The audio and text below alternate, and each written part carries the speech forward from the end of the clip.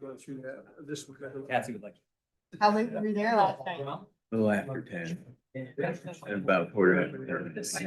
Yeah. Go ahead and come over and see what you. It's incredible. Road he made up on the Emmons. Right with It's finance. that. Yeah. That part. 138. I guess. Probably should. Probably should.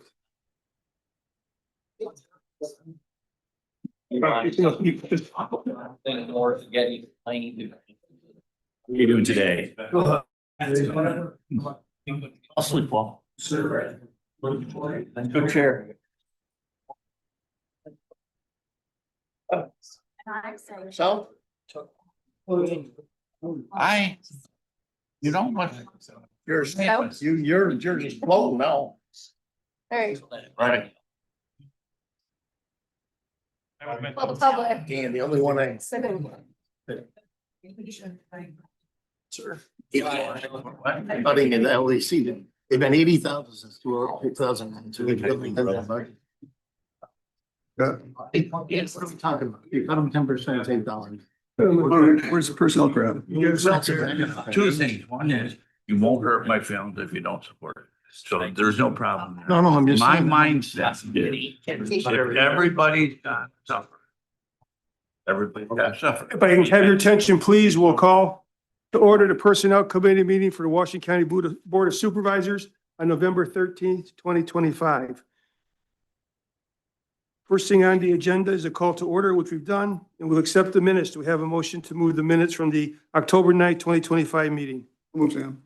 With Dave O'Brien, second. Mr. Wilson and Mr. Nolan. Any discussion? All in favor, aye? Aye, opposed, carried. Now we'll talk about staff and backfill request for the assigned council, and I'll turn this over to Danielle for the rest. So we're bringing back the ask from assigned council from the October meeting. It would be for a part-time intake clerk that was vacated in September due to a resignation. This position is 100% grant funded, and they do want to backfill that position. So I'm just asking for approval. We have a motion to backfill that position. So moved by Jim, second. By Daryl, is there any discussion? And it's my understanding that these backfills are 100%, that includes the fringes and everything else.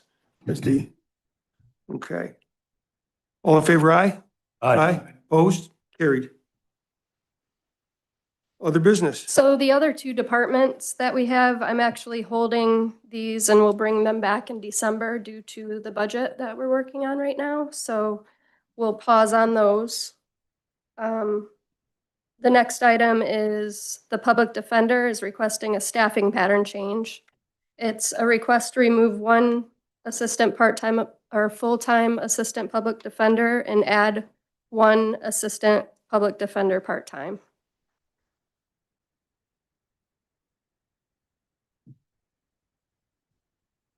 We have a motion to move that. Staffing pattern. We got Jim. We got seconds by Brian. Daryl, I believe was a second as well. Is there any discussion? All in favor, aye? Aye? Discussion, Sam. Oh, discussion, I'm sorry. I know you and Jim. Jim first. Go ahead, Jim. I'm sorry. It's savings, Danielle. It is, Okay, just wanted to make sure. yes. Thank you. Right? Yeah, so any public defender we have that's a part-timer will offset what goes to assigned council. That's what's really at stake here, what we're trying to do. And the price of one assistant public defender, I would think we would probably want to give him a pool of 3 or 4 or 5, something that he could always, because the money will be there because he can't hire any anyway. So, he can hire part-timers, or it looks like he can at about $100 less an hour, maybe not quite than what it ends up at assigned council. And of course, there isn't, only FICA basically with that. So I would think we'd want to give him a pool, not just one. I just think it's beneficial throughout the year, because every time we hold him up to go get one, it's costing us more money in between. So I think I'd like a pool. It wouldn't cost any more money. So I would think that, I don't know what the number should be. If it should be 3, 4, I have no idea. I'll just let you know what the staffing pattern currently has. So they have 5 full-time and 1 part-time so far. So this would remove the 1 full-time to bring it to 4 and then have 2 part-time, so. I think I would have it more as a pool because sometimes you won't be able to get the part-time people. I think I'd have a pool of, I'd say 4 people. Add 2 more, maybe? The pool be more. Wouldn't the pool be more, per diem than part-time? Are we gonna pay 5 No, people? It can be part-time. It doesn't mean they're per diem. But we're gonna pay 5 people 20 hours a week? Is that? If we're able to get them instead of the full-time people, great. there'll be a savings. Yeah, Yes, this is meant to save money. yes. Do you have any idea of the number that you think it'll save the county? All depends on what he can hire, so I have no way knowing, but anything that doesn't go to assigned counsel, it's gonna cost you, I would say less than half of what it goes to assigned counsel. Well, then what would you say? Whatever assigned counsel is. Assigned counsel is Save half of $158, I think, an hour, and he's talking somewhere in the $60 an hour range. I don't know if Mike's But here. we should have some idea of what the savings is, don't we? Well, there's just no way to know. It's what, if you could curb everything from going to assigned counsel, the savings would totally be in assigned counsel. Oh, how much is that? What's that? How much money is that if we did that? It could be $1 million or $2 million, if nothing went, but. So you then, well, what I'm extrapolating from this statement is that we're going to save a lot of money if we do it. If he can hire him, we could do this and save no money because he may not be able to hire anybody. I'm just trying to make it so that if he can hire a guy today, he could hire him instead of, if you have to wait 30 days every time, those cases keep going to assigned counsel. Whereas if he knows he can hire somebody for a case, he can put him in right today and move on. And I That's- thought at the last committee meeting, and I don't want to give you a hard time, but at the last No, I have committee no meeting, there was a comment that he felt he could hire. I heard that comment that he thought he could find. Yes, he's found one, but he can't start till the big board meeting for this very reason. So Understand that. that's what My I'm point saying. is where I'm headed with it. Now, that's what I wanted to hear. Can we cut something out of the budget? And we're cutting out a person to pay for these. That's That's what all? he's doing. Yes, because we think that's probably all it'll take. And that's all the savings will be is one person. All that the savings will even be in his department. We're saying that if we take all the money for one person and hire part-time people, the savings will totally be in assigned counsel because they won't get there. That's what we're trying to make happen. But if he always has to wait to come back to the full board to hire one, any case that happened in that 3-week period is automatically to assigned I counsel. understand all that. I'm just saying, I think if we can calculate the fact that we're going to save money and we're talking about going from one to another, from one position up to 5 positions, there ought to be a bigger savings that you could remove some costs, more costs from the budget. That's all. Supervisor Skelly had a comment. And what I think, and I wish, and maybe we need to get Mike here, but I think the way I understand it is if we have these part-time pool, we're not paying fringe on them, we're paying them roughly, we hope in the $60, $70 an hour range. For every hour, we can hire one of them instead of hiring assigned counsel at $158 an hour. We're saving that difference on every hour. I think that's where we're at, if I understand it. Yes, and I agree with you. I just thought we could improve our budget by using a lower cost number or a higher revenue number, one or the other. Supervisor Clary and then Supervisor Tall. And also in assigned counsel, we do mileage, which we also have no control of. And so if that also goes away as an expenditure, public defender, you don't have that. Is that correct, Brian?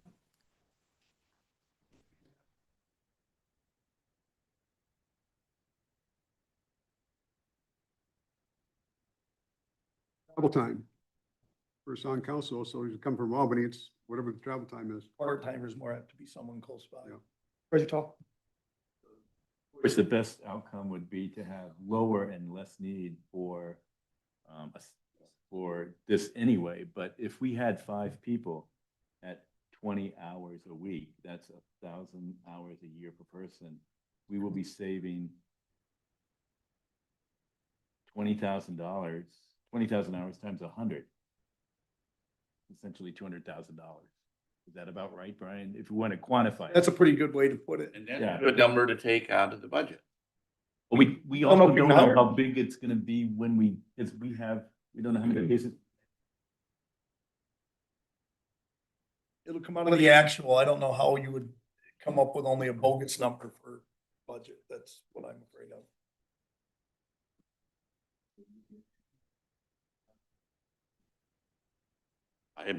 I'm not opposed to doing that.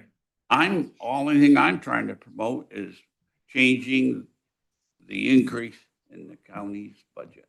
And if this is real and we are looking at this properly, I think we can do that, but nobody's feeling comfortable gambling on another lower number for the county, or lower cost, I should say. And the other part of that is we can't govern the fact that the assigned council we have to have coming from out of the area is gonna stick to the 158 either. They could all of a sudden say they want $200 an hour before they'll come. So I mean, none of it's guaranteed, unfortunately, because we don't know what's out there in the market. So, okay, so we had the original motion. Did somebody want to withdraw that motion and go with the Well, I would part-timers? amend it. Or I would amend it. you'd to amend it? over if- I don't So know. remove one full-time and add. I'd still take just the one out, but I would. Do you want a 4 as a total number in the pool? Yeah. So that would be 3 additional part-time and Yeah. pull 1 full-time. Okay. Will we be looking at adjusting the budget accordingly, or are we just going to? I don't think we have to adjust it. It's all on the 0.1 line. It's all that same number. And that would be what would restrict, movement. He'd have to come back at that point. So do we have a second to the amendment? Dave and Charles? And Sue? Okay. Is there any discussion? Then on the amendment, all in favor, say aye. Aye. Opposed? Carried? And now we gotta go back to the original motion. Is that correct? Okay. We had that second. We had our discussion. All in favor, say aye. Aye. Opposed? Carried. Okay, that moves on through that one. Now we're going to, We do have one addition. So on your handout, there's a chart on the bottom. So what this is we're revisiting what was asked for promotions for 2026. So the reason I'm bringing this back, I'm just going to read a little bit of a civil service description here. So under New York State Civil Service law, employees are expected to perform the duties that are appropriate to their classified title. However, when an employee consistently performs the duties and responsibilities of a higher level position, it indicates that they are functioning beyond the scope of their current title. So this statement is stating that these 4 individuals are actually working beyond their scope. So it is my recommendation to add these to the promotion for 2026. we have a motion to move that. Dave, do we have a second? Daryl and Mr. Nolan? Is there any discussion? See none, all in favor, say aye. Aye. Opposed? Carried. And that's all that I had. So is there anything else that, to come before the Personnel Committee? If not, we stand adjourned. Thank you.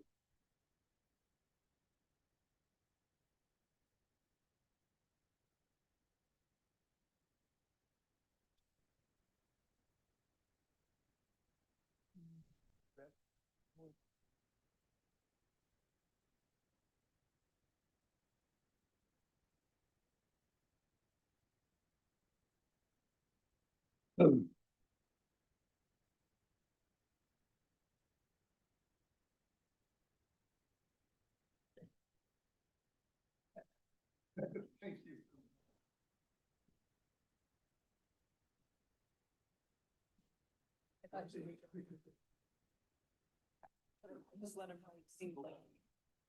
Yeah, right? You're good, right?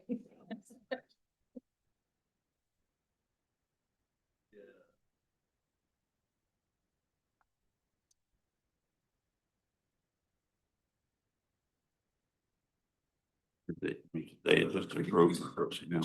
Yes. to hand out. Oh, you do? Yes. Okay, I want to make sure. Text me at 5 o'clock. Okay. If not, I'll make a motion to give it to finance. Yeah, it's right here, right? Yes. But adjust your TVs. I'm not the county attorney. Put the name. You look like Esquire and all that. Okay, call finance to order. Need to accept. So moved. By Jim, second by Mr. Wilson. All in favor, say aye. Aye. Opposed, carried. Treasurer, any monthly reports you want to make or? No significant changes from Monday, and I will mail out sales tax when it gets completed. Deposit coming today is up a little bit, about $695 up for the year, if I remember the number right, but I'll get that emailed out to you. We have a resolution to authorize the sale of property for SUNY 80K, which is A in the packet. What's that?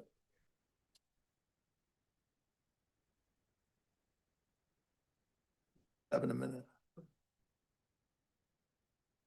Okay, so motion by who? Dave? I'll second. Seconded by Daryl and Sue and Jim. Any discussion on that? All in favor, say aye. Aye. Opposed? Carried.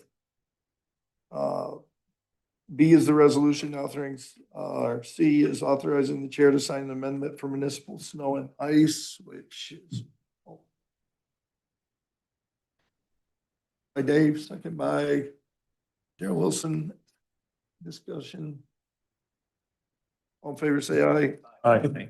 Opposed? Carried. I'm gonna go right in order here. C is county attorney for outside counsel, $18,000. Transfer between lines. Motion by Dave, second. Sue, any discussion? All in favor, say aye. Aye. Opposed? Carried. D is mental health to accept opioid regional abatement funds. Moved by Charlie, second by Dave. Any discussion? All in favor, say aye. Aye. Opposed? Carried. E is to amend the budget for psychiatric expense. Is there a motion? Hearing none. That is defeated.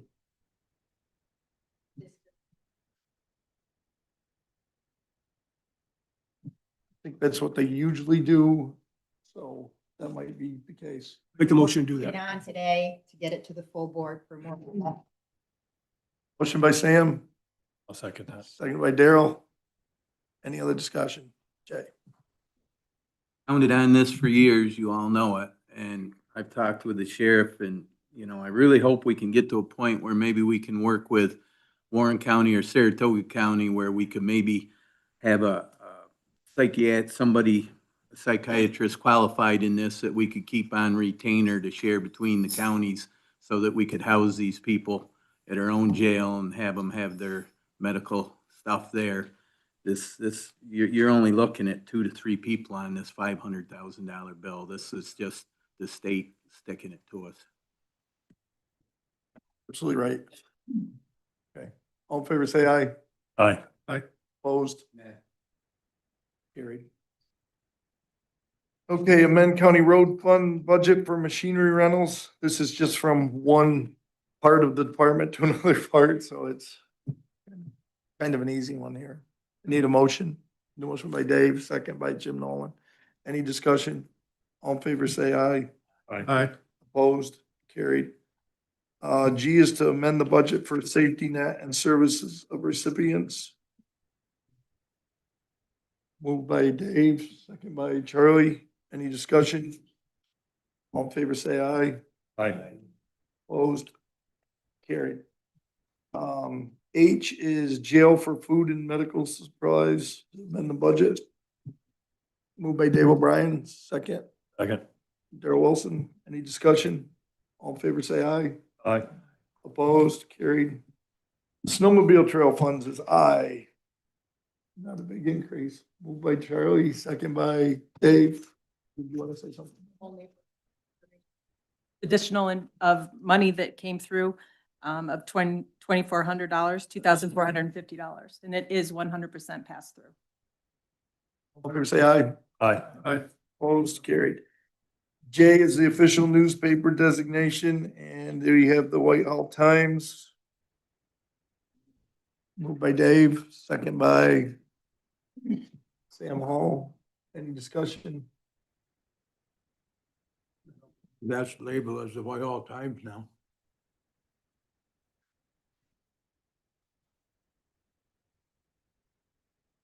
Could be accurate. Good call. The Sentinel Times. Matter of fact, I was just reading it. Might have it here, just to check. I bet you do. Sentinel Times. Sentinel Times. But, yeah, we would have to amend it to the Sentinel Times so we get the name of it right. Dana Mund, Jay, second. Okay. On the motion to amend. Aye. Opposed? Okay, back to the original, to make the Sentinel Times the newspaper. All in favor, say aye. Aye. Opposed, carried. And K is the same, basically designation, and this would be for the Eagle in the southern part of the county. Moved by Dave, second by Sue. Any discussion? All in favor, say aye. Aye. Opposed, carried. L is the re-levy of various unpaid user fees. So moved. Moved by Daryl, second by Dave. Any discussion? All in favor, say aye. Aye. Opposed, carried. M is the re-levy of unpaid sewer district number 1 user fees. So moved. Moved by Daryl, second by Dave. Any discussion? All in favor, say aye. Aye. Opposed, carried.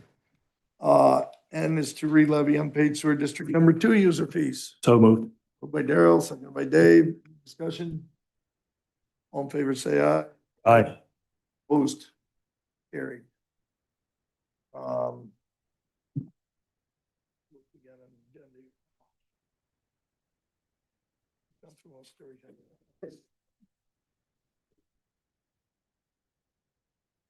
So, the next is the mortgage tax warrant. We might as well take them as we get to them.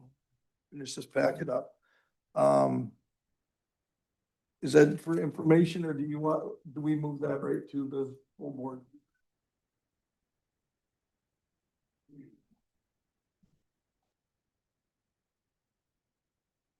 Okay. Motion to move the mortgage tax warrant. Moved by Sam, Second. second by Daryl and Sue. Any discussion? All in favor, say aye. Aye. Okay, carried. The equalization report is the next thing in your packet. So we need to move that. Moved by Dave, second by Dana Hogan. Any discussion? All in favor, say aye. Aye.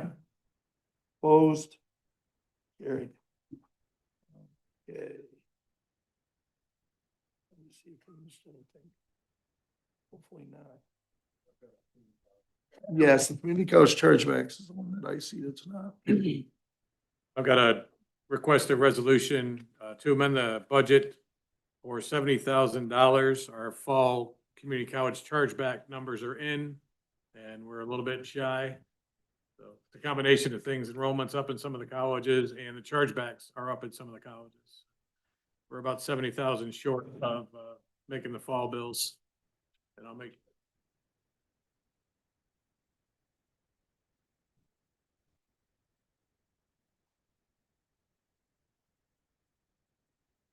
So we're moving money from where to where?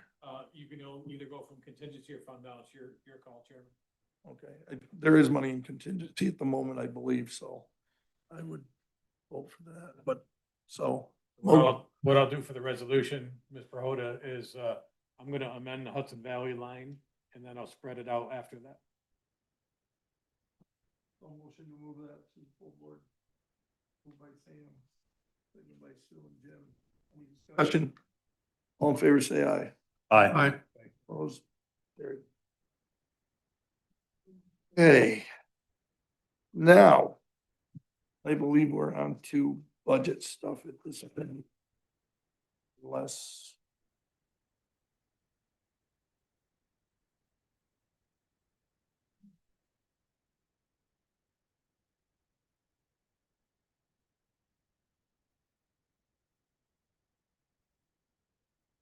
Anything from the sign council. They called me, but I didn't. So I was able to speak to Mr. Chaffee this morning. Okay, It looks like he wants $70,000. Is that the number, Tom?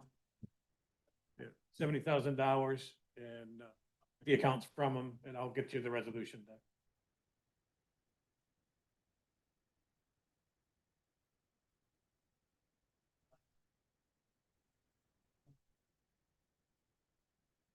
For the two lines, he's got two lines we're gonna take the money from. It'll be a transfer between lines. So it may not need a board resolution.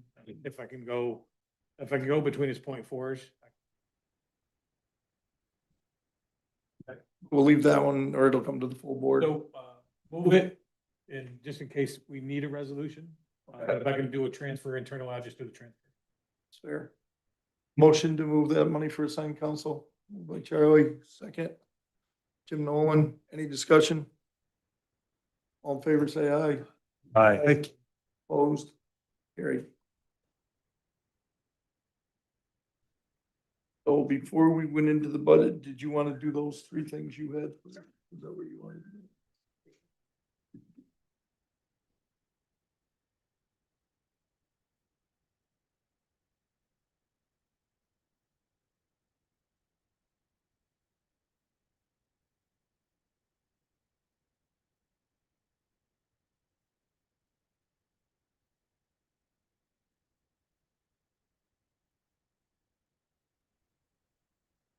Yeah, makes sense.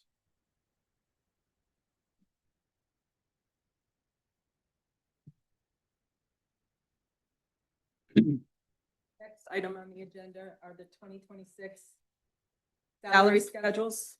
Just wait till you all have it in front of you. The first one is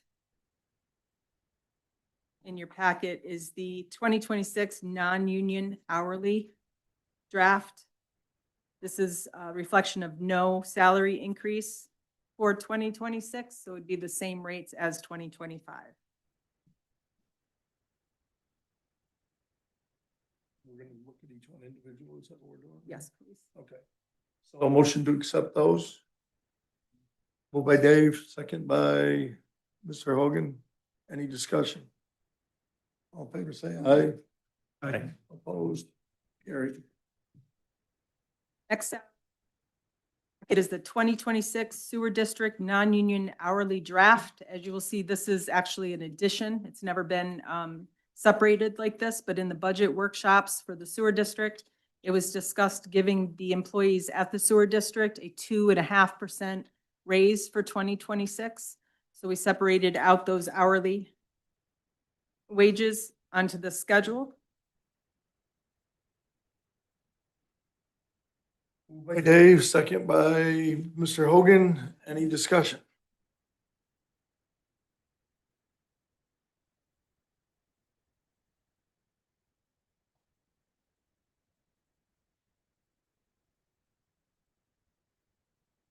Well, the sewer district is in part of the county budget, so it's not, it's there. But the sewer district pays this bill, yes. The people that are in the sewer district pay the bills. So funded by taxpayers. Yes. All part of our budget. That is the real truth. It's all part of the total budget. Part of the general fund levy, if that's what you're saying. Right. It has its own fund. Any other discussion? as far as I know, unless there's a commissioner that tells me different. Okay. Is there any more discussion on that? I have to work internally about the logistics because I don't know how to do this. We don't, Right. we have a grade eight's a grade eight. Right. I can't pay a grade eight two different rates, so. It'll be a different, Creating a whole new salary I schedule. have to talk to you logistically about how that even works.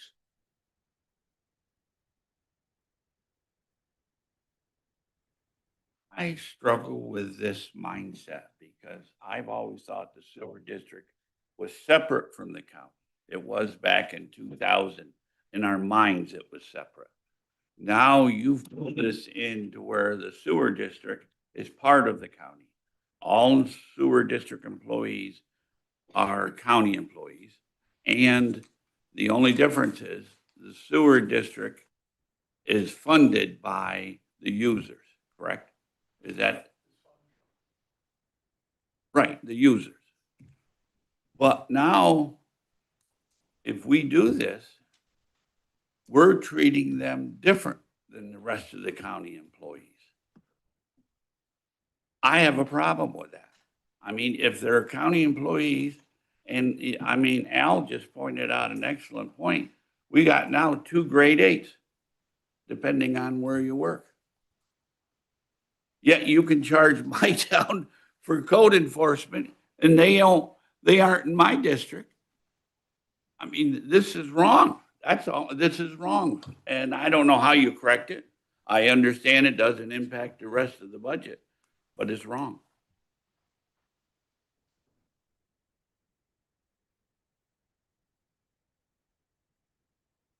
This is the most you've complimented me this last 6 months.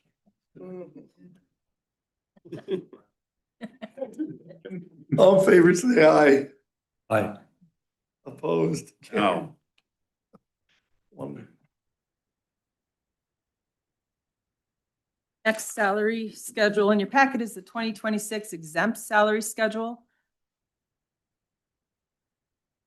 This is a reflection of a 0% raise for 2026, all except the sewer district title, which I wish I had for you. Executive Director of Sewer Thank District you. 2.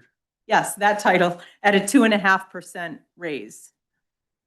So he's the only one on this exempt salary schedule, to be clear, that is going to have a 2.5% raise. Moved by Dave, second by Daryl. Sam, any discussion? Sue Clary? Dan, I have to agree with you. Ethically, it feels wrong. Right. Okay. And not only that, but we're asking all of our employees in Washington County to not accept a raise. Yeah, even though I can appreciate and respect the commissioner of the sewer district. Okay. But here at this level, I feel like we should be treating everybody the same.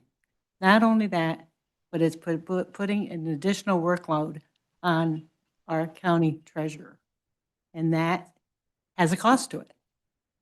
And so, and also at this point, clearly we don't know how to do it with the grade eights. It's not about the people, it's about logistically how we do it. And so I'm going to vote no because I have a really hard time with this. So Dan, thank you for bringing it up. It's an interesting thought process because we're talking about different towns and we've been talking about that all week. So Don't worry about me, Supervisor. I'll be fine. I know you will be. I have no doubt. Favor say aye. Oh, back to Dan. Mr. Chairman, going forward today in this meeting, since it is being recorded, it's going to be shown and there's people here. I think we need to do a little more than yay or nay. I think when you call for aye or yay, raise your hand in the committee so everybody knows how everybody's voting. Otherwise, people are going to think some people support it. Now, myself, I don't vote half the time if it's a majority and everybody's feeling comfortable with it. I don't need to add my voice to it. I support it. But this is where the rubber hits the road, and I want people to know who's voting for it and who's voting against it. As another explanation, generally, we don't have a committee meeting in the boardroom setting. So when it's a committee, there's only certain people assigned to the committee and only certain people have the right to make motions and vote. So some of us are sitting here and attending the meeting. We're not voting because we're not allowed to vote. The way it works is if you're sitting on the committee, you can make motions and vote. But if you're not on the committee, which if we were in our normal setting, you would realize who's on the committee because we sit at a different table and the rest sit around the room. So today you can't say somebody's not participating just because they're not voting because we don't have voting rights because we're not on the committee. Just so everybody understands. Are we still in discussion? Yes. And we're in finance. So the question I may like to pose, we defined a grade 8, we categorize a grade 8.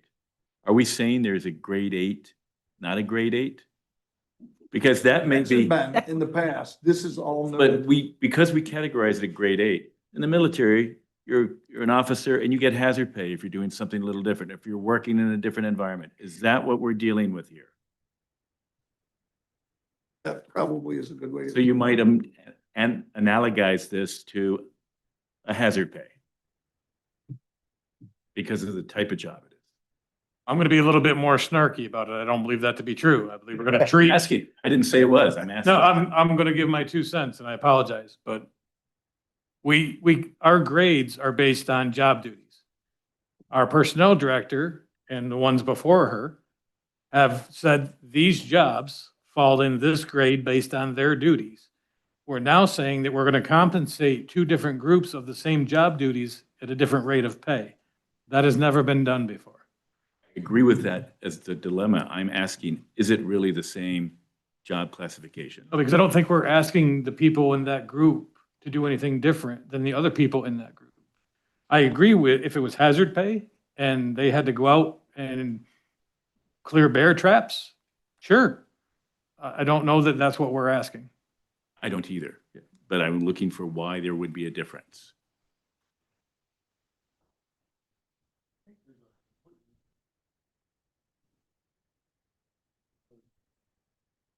They have their own funding, they have their own, they're kind of themselves, and we just process their paychecks. We have to vote on the things that they do, but other than that, they're under the county for benefits, which the sewer districts pay. So there is a difference there, I think, but it's money difference. It's not a grade difference. First, I'd like to state, and I know where you're coming from, Scott, but in all reality, the sewer district employees would not have the benefits that they have if we did not take them under our umbrella. And I mean, that's a fact. Now we're saying, well, we're going to pay them more because they aren't part of us. They are. They're all part of us. The only thing is that sewer district, District 1 and 2, they have their own funding stream. And that's why this board has to approve everything. If they weren't part of us, we wouldn't even be talking about this. We have no say in the matter, no interest whatsoever. But we have got interest. And if they are part of, under our umbrella, and they reap the benefits that we have in this county, they have to fall under our pay schedule. I mean, you can't pick out one piece of this and move forward. And I don't care who voted what way in the sewer district board of directors. This is what life is. Now, with that being said, Brian, I'd like you to inform the public on what's happening here today, and then, or I can. Every motion is made. If it's passed, it becomes a resolution for the meeting on Friday to be voted on. We're not making any decisions today.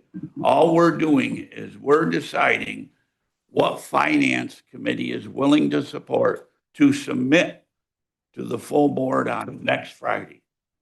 And even if a resolution is voted down, any board member in here can submit a resolution. Now, if they submit it late, which I don't know what the deadline is for submitting a resolution to be voted on. If it's submitted late, then the board has to approve By 2/3. entertaining that resolution at the board meeting. And so I just want the public to know how this is all going. And correct me if I'm wrong on that, or if you want to add anything to it, Brian. So my question is, we've already passed, is there an appetite to rescind what we just did? Yes, I got an appetite. I mean, for I that. don't know, does the whole board have the appetite? Because I'm trying to see where it's going, Mr. Hogan. Sorry? Oh, You but- can. yeah, you can pay them different. You have that ability.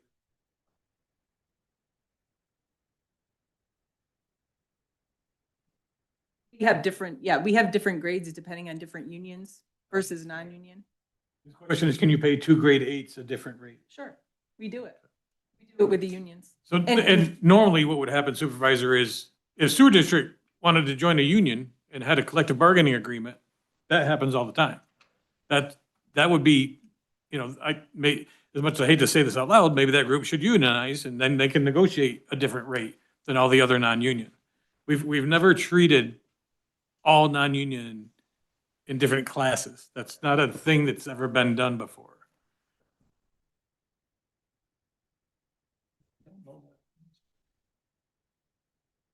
Before Friday.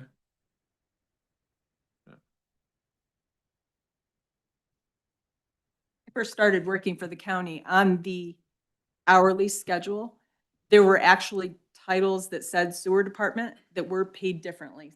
Account clerk, sewer district was being paid differently than a non-union clerk. Do you remember that? In this building. And we worked to try to get those on the same schedule at one point. So this would kind of be going back to what we had before, where they're separated to a bigger degree, actually. County administrator was the personnel director. She worked very hard at making sure the classifications actually meant something.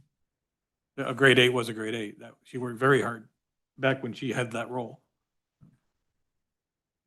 And in the past, I think we've actually moved grades to make them match too.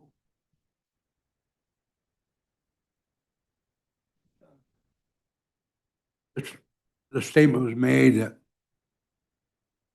we vote on these decisions, but I've been here 8 years. I was been under the assumption that's taken care of by the sewer districts, sewer district 1, sewer district 2.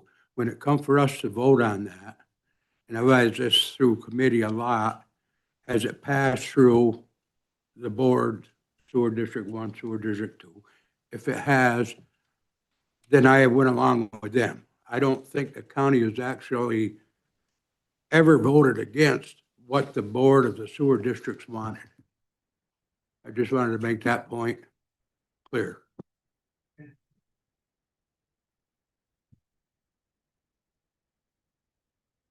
Any sewer district, it's the only way that district can be formed.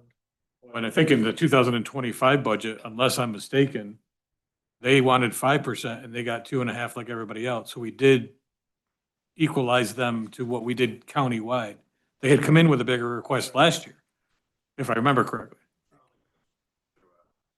You didn't come in with a 5% last year? Year before? We've knocked them down from 5 to 2.5 before. We brought them even with us, I know before, Yeah. but I. It may not have been this year, Kevin, but it has been done. Charlie. Oh, I want to respond a little more with what Dana said and what I'm hearing. What I worry about is that's the way we've been doing it, but we don't know if what we've been doing is in fact legal. So I'm a little worried about that. We brought it up now. And if it is legal, fine. But the question is on the table. Just because we've been doing it, do we keep doing it the same way? We were What we're doing doing it is definitely legal. Just don't know what they're trying to do is legal. The question is this. Okay, good. Then we have not been Our back. current process is absolutely legal. Yeah. Good point, Dan. Oh, I'm clear. Charlie said if it's legal, it's fine. I don't care if it's legal, it's not fine. If it doesn't feel good in my gut, it's not fine. I'm voting a no on this. I was referring to the process being. not the Oh, vote. oh, okay, I think I felt like you were saying it's fine to go ahead, keep treating it We like can this. start- We can continue talking about it if we know it's legal. Dave O'Brien, and speak into your microphone because we can't hear you, is what I was told. So should we table this discussion? Table this motion until we get the information?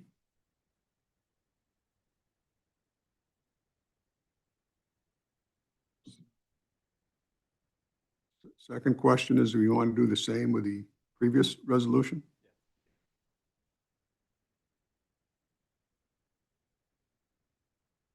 I remember, if I remember our good old county attorney, somebody on the winning sign can make a motion for reconsideration, correct?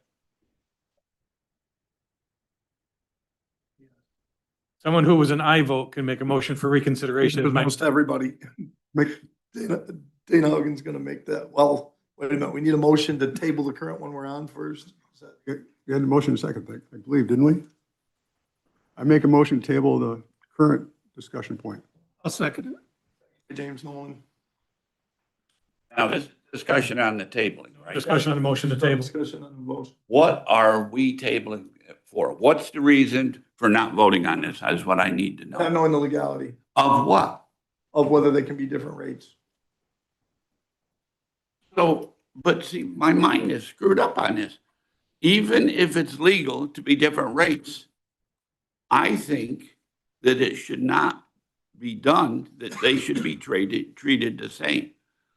So I But on don't the know. table, you don't get to Just have vote no. discussion, so all in favor say aye to table. Aye. Aye. Anybody opposed to tabling? One no. Now, Mr. Hogan, you wanted to go back and bring.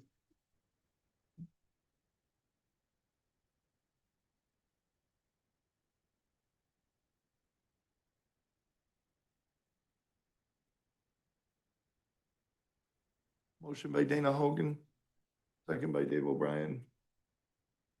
Okay, all in favor of aye to table? Aye. Table. Yes. Andy has mentioned a couple of times that we need to pull our mics down today because it's a different setting so she can hear it for the minutes.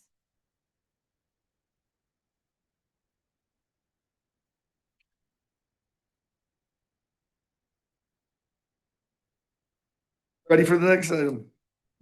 2026 local law salaries. These all reflect no increase for 2026.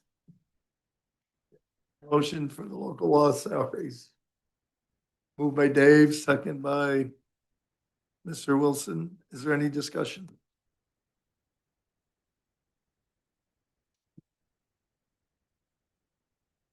Have to set the hearing, public hearing.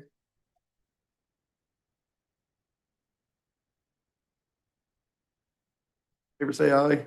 Aye. Opposed, carried.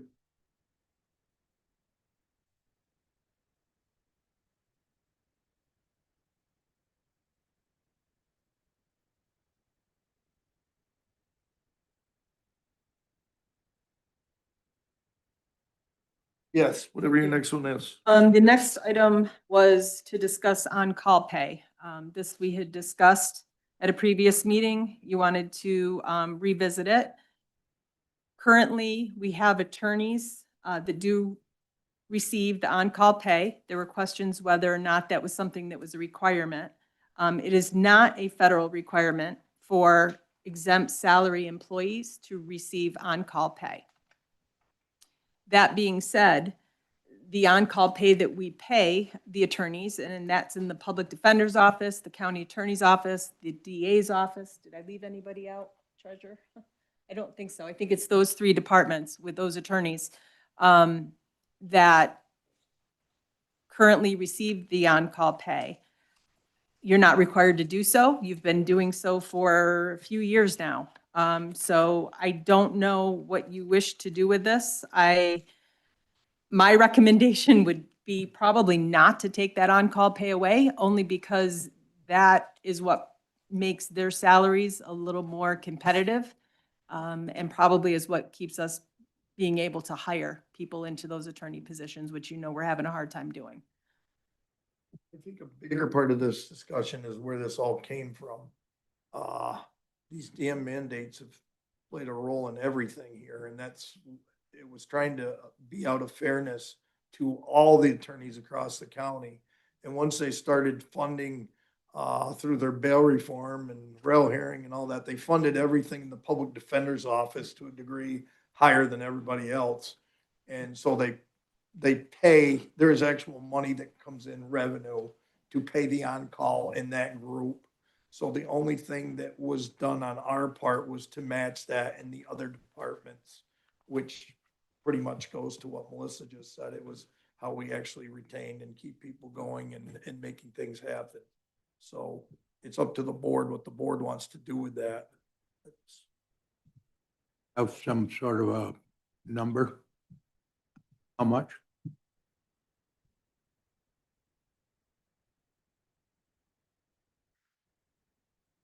I don't want to get. Off the top of my head, I do not. But I can get that for you. This all came up during the budget workshops because we had exempt salaries in public safety. Those positions in public safety are on call 24 hours a day. Basically, their job descriptions for the director and the deputy director state that they're on call 24 hours a day. So the question was, if we're paying other exempt salary people, should we also pay those positions the on-call pay? That request didn't go forward to this point in the budget process. And that's what got us to revisit this for the attorney positions. The definition for exempt employees are that they are paid a set salary for performing their job duties regardless of the number of hours they work in a week. Because their pay is not tied to hours, on-call pay is not federally mandated for them.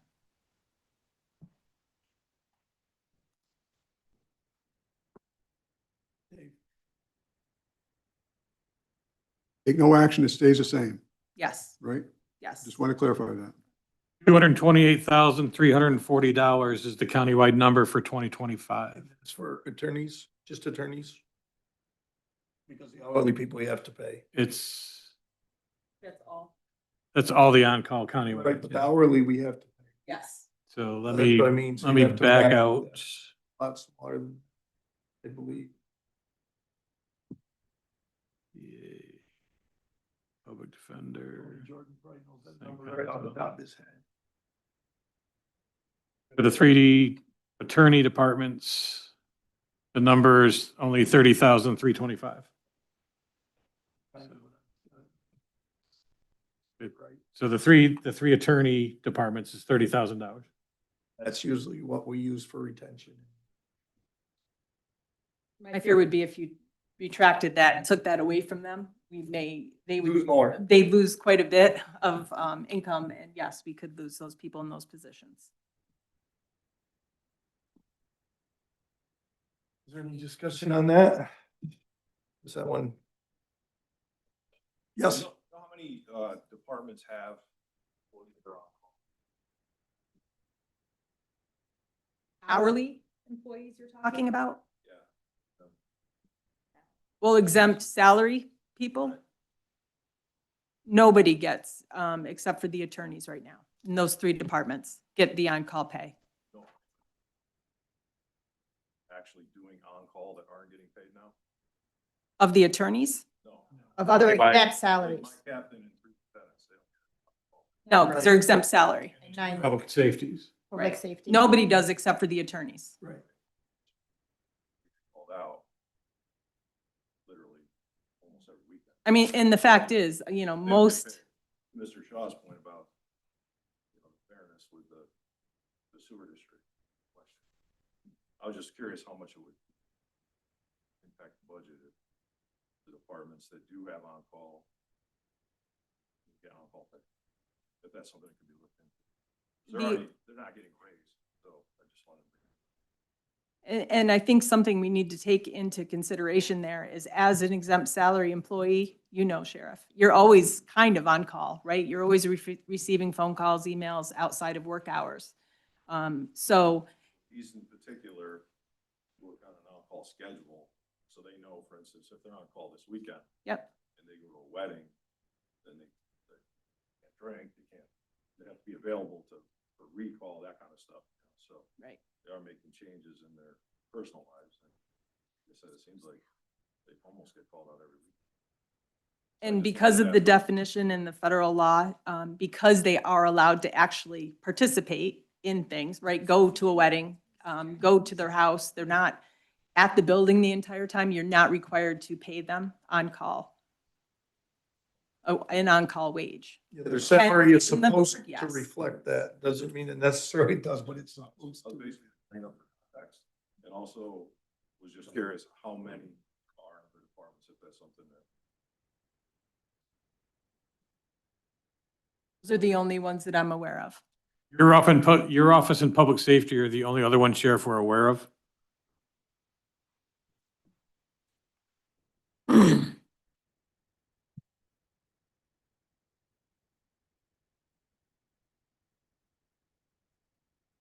I'll do the taxpayer letter and then we can get on with the budget. finally.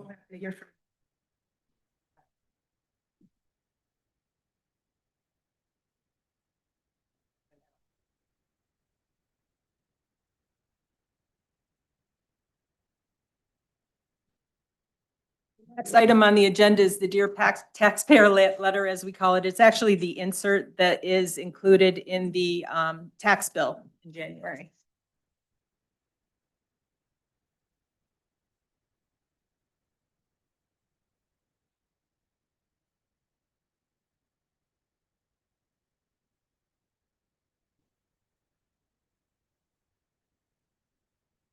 And this is just a draft of the letter that's going to go out, obviously, depending on what the actual budget comes up with for final numbers. The numbers on this insert will be adjusted. But I usually bring it to committee at this time of year, every year, just so you can see the wording. If you have anything you'd like to have changed on it, we can make those edits. And what it does is it just describes the cost per $100, what is actually mandated and what the county has control of as far as cost in different areas such as Medicaid and social service programs, public safety, including the sheriff, jail, 911, general government support, road and bridge maintenance, and education, including the community college.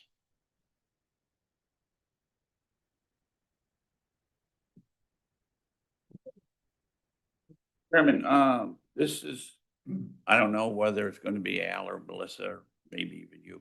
What's this cost to mail this one sheet of paper out to all the taxpayers? It goes with the tax bill, so. it only Understand costs that. you- It actually goes through the print on the paper, Which is, so. yeah, and this year it'll be $720 for us to produce this and mail it out. There's no more work involved in who mails these out through the real property department? Are they in charge? The administration comes up, we work on the letter, get that done, and then it goes to real property. You can stuff with the tax bill through the stuffing machine, it's not. Well, the stuffing machine doesn't care whether it's one sheet or two? Okay, well, no, cost is what I'm looking at. There is a cost, $720, but we brought that, I think, a year or two ago when it was $500 and there was still interest in getting it mailed out. I mean, we can always put it just online if you wanted to do that. Cost to being transparent, but there's a bigger cost to not being transparent. That's what we're weighing. Well, I actually don't know if this means anything to anybody. I've actually had calls where people are. Well, you very always happy. have, and I agree with it. You have always, and I've been consistently the other way. I'm just saying, I don't see a need for it. I kind of like what Ms. Fitch just proposed. I mean, having it electronically, I'm a big fan of that. It goes in depth electronically. You know, Electronically. Having it available on the website, I think has great value. I do know that when I get my tax bill, I never forget the number down in the right-hand corner of what I owe, but I couldn't tell you the next day of this sheet of paper and why I owed it. So that's why it's, to me, we were cutting $50 and $100 fees earlier on in our budget process. This is 750. But that's me.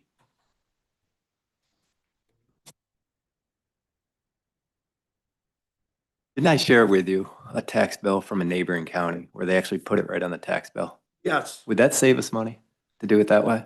it would, but it takes months to do it. We can't get that done. You have to actually, when you add something to the tax bill, there's a whole process to go through. Or could we do it next year? We could do it next year, and I would like that idea. Thank you. I've actually shared that. I think I shared it was a tax, but I don't know that. So we shall see. I'll send it again. Thanks. Good, Greg. I think that, for transparency, we should send this out. I do know people do look at it and have questions on it. Maybe not all of them, but we put online, there are people who don't have access to computers. Surprising enough. I like where Dana went because I don't want to stop the transparency, but what he suggested is a transparency. It's just a different way. So I like that way the transparency is still there. I think that's important. I can't call from people in the public during committee meetings. This is government business, sorry. Okay. So I need a motion to approve it though. in order to send it. Approved based on, we'd have to modify it if we make changes to the budget. Right, we're just approving the format. Mr. Chairman, I'll make that motion. Moved by Daryl, second by Jim. Any more discussion? All in favor, say aye. Aye. Aye. Opposed? No. Carried. Okay, so we're on to the budget. We had a state of the county meeting Monday. Monday was a very long day for me. Chairman, there was one other item on the agenda, What is it? 8%, the 8% sales tax. Yes, but you gotta remember the tentative budget is 3 or 4 lines above that. We just accommodated the administrator. That'll be the last thing we do. Well, I was trying to go in order, but she wanted to get her stuff in front, so that's why I gotta Fair keep enough. everybody while they're in tune with the budget before we go on to something else. Fair enough. Yeah, thank you. At least you reminded me. Anyway, we had the state of the county on Monday. We started early at 8 o'clock. It was a very interesting discussion with our business people, and our chairman and Melissa and Laura Oswald. We all gave different perspectives of the county and where things are going and answered different questions. And the business community is always a great way to see how things were being done. And afterwards, the discussions can even be livelier. And I was pretty much impressed by the number of business people that actually came up and commended the county for actually trying to do things in a business manner. They said this is what the business world is seeing right now. They said they hire people to make more money, and in times when things get tough, they have to cut people, have to cut positions, have to, retract in order to be profitable, move on. And they said they were kind of surprised that the county was willing to say, hey, we want to be sustainable and not tax our people to this level, because usually in government, it's so easy to just tax, and they were glad that we were taking the opportunity to actually try to find a way to make our county more sustainable for the situation we're in and the businesses that were involved. So I kind of thought that was pretty much a compliment to the work that we do here as a board. And so that was very much appreciated. So I wanted to mention that. Then in our meetings, we got into our meetings, the vice chair was good enough to tell me that my budget was a revenge budget. And later the administrator was willing to tell me the same thing. And I just want you to know, this budget is basically looking out 3 years, which is everything that this board asked of me. And in the past, you've told me I haven't, I always have, but this year I actually went further to get there. This is a roadmap. So I want to tell you how this roadmap started. We realized we were in trouble in April. In June, we totally knew we were in trouble. We didn't know the magnitude. We knew where the problem was, but it's not an easy fix. And so we try not to highlight that right now, because Mr. Vaughn is working very closely with us. So I don't know who knows in this room. The instant Mr. Vaughn was appointed, I reached out to him and we met for breakfast about a week after his appointment to have a really good discussion and to work through where I thought things were and where they're going. But mind you, at that point, I'm thinking a 10 or 20% increase we're looking at, not 45. So he's been very honest, fair, and upfront with me. I've tried to be the same with him. And so when we start this process here, we're gonna start with O. But here's the deal. I reached out to Dwayne on Tuesday morning and said, hey, we really need to talk. And he was here at the county. I was actually at the farm, so I had to call him. And the building was closed. So that's why I wasn't here. And we had a very good discussion. And I want to thank Dwayne for coming up with a compromise that I think everyone will be happy with. It really doesn't do much to change the budget. It does reinstate some jobs, but it keeps in the spirit the whole idea of the 3-year plan that is really installed in this budget. So I want everybody to know that's kind of where we're at. So you'll see in each one of these amendments that what we're trying to do, and what I'm doing is I'm putting money either in or out of contingency to not mess up any lines. What we do at the end of that, whether you want it off the levy, whether you want it to stay in contingency because we're still in negotiations with contracts, that's up to you guys to decide. I'm doing it through contingency just so we're not messing up other accounts and we're staying focused on each individual item. Some we don't have a resolution for, but I'm hoping I can come up with an approximate number to show what that's be. We will have them by Friday, but this was worked on till late last night. It was probably 7 o'clock when Sue finished up and then went back to work at it this morning. So that's kind of where we're at right now. That's where I want to start.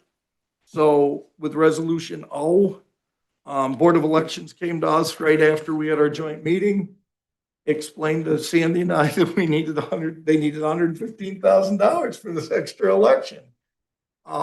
We took that they needed 115,000 more. The truth of the matter was the line that was 104 needed to be 115. So we're taking that 104 back out. So that's what resolution A is to take it out. I'm sending it just to contingency to show you where we're at as we move along. So I need a motion to do that. Moved by Dave, seconded by Jay, Charlie Tall. Any discussion? All in favor? Oh, Dan. Not quite clear on this. This is $104,000 savings out of the Board of Elections? Yep. And why is it that you have to put it in contingency in the? Just to demonstrate what the savings or costs are that we're either taking in or adding out. You'll have a total as we get to the end here today as to where that number is. And then we can decide what we want to do with that total. Range, but okay. So I'm trying to keep it simplistic so we don't mess up. But then you would say maybe some of these we would want to leave them in contingency and other ones you wouldn't. So you can't vote at the end unless you go back through to everyone again and work your way forward. Well, no, you're just deciding whether you actually want to do them or not. Okay. If you want to leave the money in Board of Elections, we can do that. If you want it out of Board of Elections, that's what we're doing. Okay, so you'd vote on each one coming out. That's what I'm trying to do, so it's transparent and everybody sees. So my question then is, what is in the current, with what you presented as a budget, are we at an increase of 16.95? Because you don't want to change numbers here because you're putting it. We're still at the 16.97, just as it was done. 97. That's right, right. And that's why I said I'm going to try to leave that alone, and then we decide at the end. 16.97. Yes. All in favor, say aye. Aye. Opposed? Carried. Okay. The next one is the historian. So the historian has been bone of contention here on in, out, wherever. We'd initially in the meetings cut them to 2 days. Then things kind of went to heck there. And so we're going back to the 2 days. The difference is this time,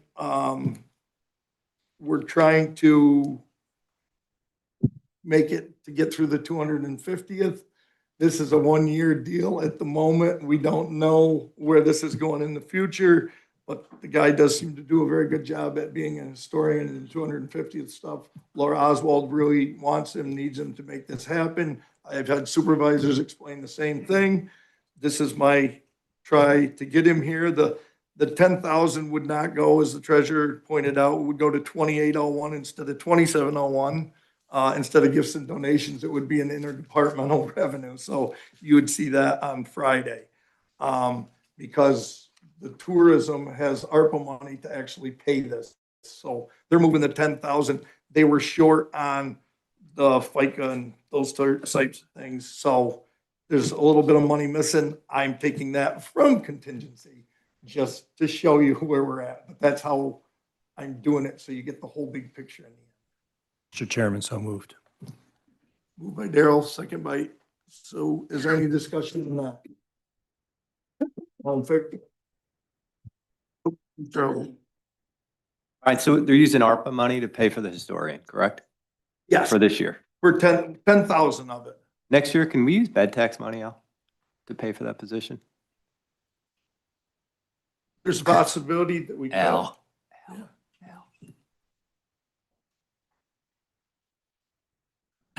The commitment of the board for occupancy tax money was to reinvest it into that sector of our economy. That might be a stretch, That's but it's not a no. tourism. It's- Listen, they had an it's not a event at the no. Strand Yeah. Theater this weekend, was very well attended for the Yep. Ken Burns. I think kickoff. you probably could make that leap. I can. Yeah. I can make it. Yeah. If you need me to write it, I will. And it See is what the actually, traffic feels. it's its own department even. In the budget, you'll see it's 7510. It's not under county clerk. It's just the way it's been done here. So we have all sorts of opportunities to do that.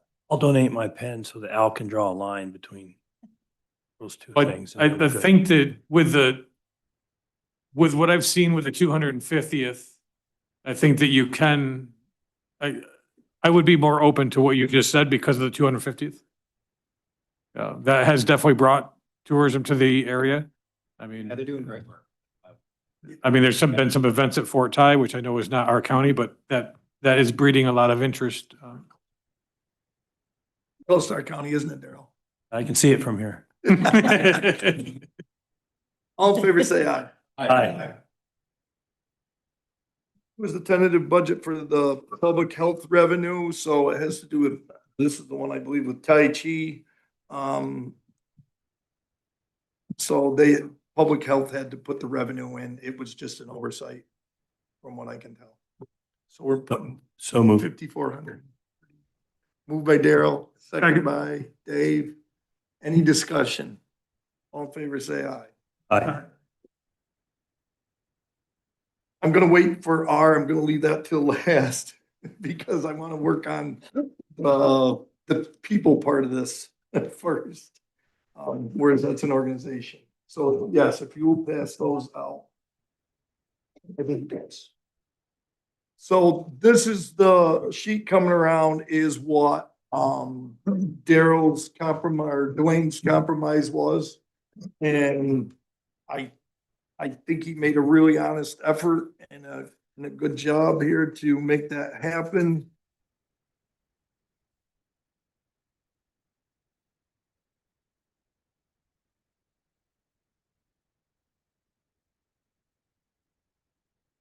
Mr. Stahl. Yes, yes, but before we jump into this, I just want to make clear, when you were opening your conversation with us, you said, "The problem is," and I want to make sure we don't think there was one problem about how we got here. If we look at what has been overrun in the Department of Social Services, it amounts to much less than our problem that we're addressing here. We have to recognize that a lot of the problem comes from New York State retirement system and healthcare increases. So I do not want it to be on the record that there is one problem or the problem. Sure. Thank you.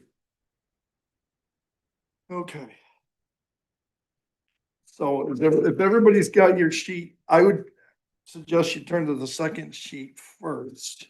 one of the positions is getting bumped up. So even though there's 9 positions, only 8 of them are actually being added in. One is actually being moved. So you can see everything pretty much stays the way it was, except these positions are coming back.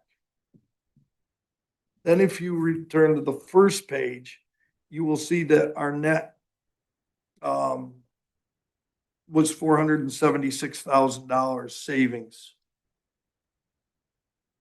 When you get down to where we are, your net is only 308 because you had to add in revenues.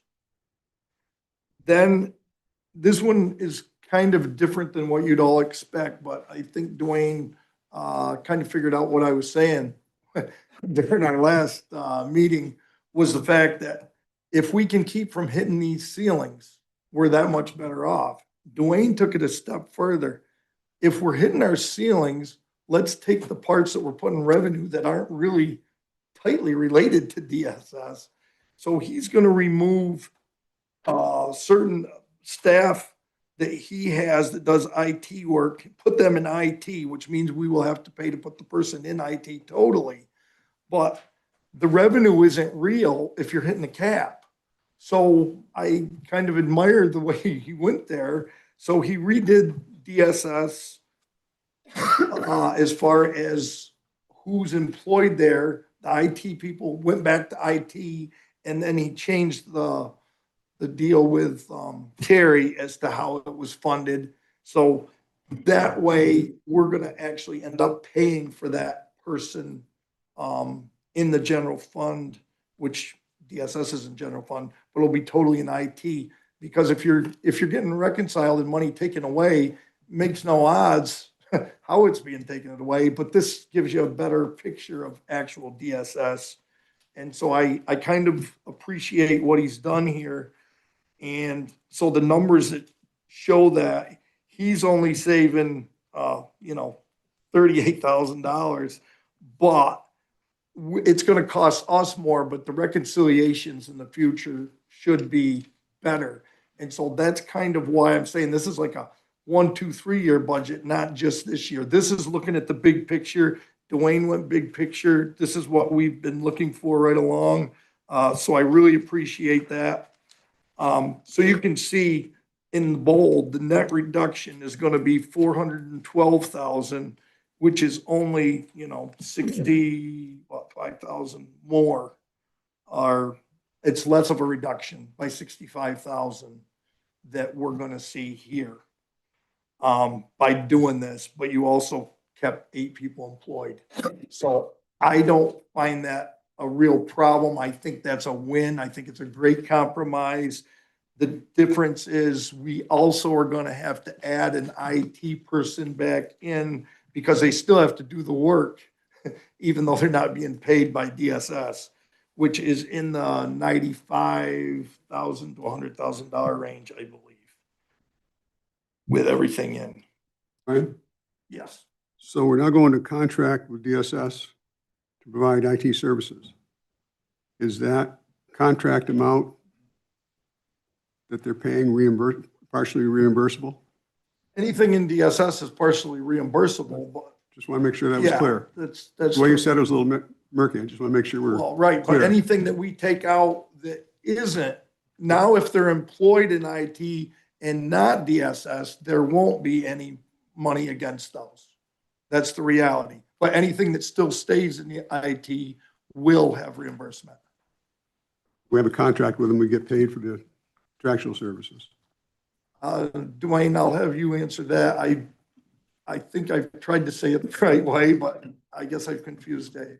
The contract is being approved. Okay. Thank you. So there's a cost there of about $65,000 that we'd have to approve this to make that happen. The second thing will be that IT person. It's under 100,000. We'll have those numbers for you next Friday, or they'll actually go out in the packet. So there are 2 things I'd want to move, but I'd want to move this one first if everybody's in agreement. But I think I have a discussion over here. Sir, Yes. is this baked into the 16 point Is this baked into the 16 point, whatever, 7, what is that, 9.97? Well, the whole thing was originally, so this would drive it up, but that's why I'm sending it back to contingency, because there's money in contingency at this point. And we can look at the contingency number and its total and decide whether we want that to go up or down. Yeah, back to your point, sir, about, so the discussion will be made further about the, where we pull it from. So, Yes. so we're gonna decide on the contingency number.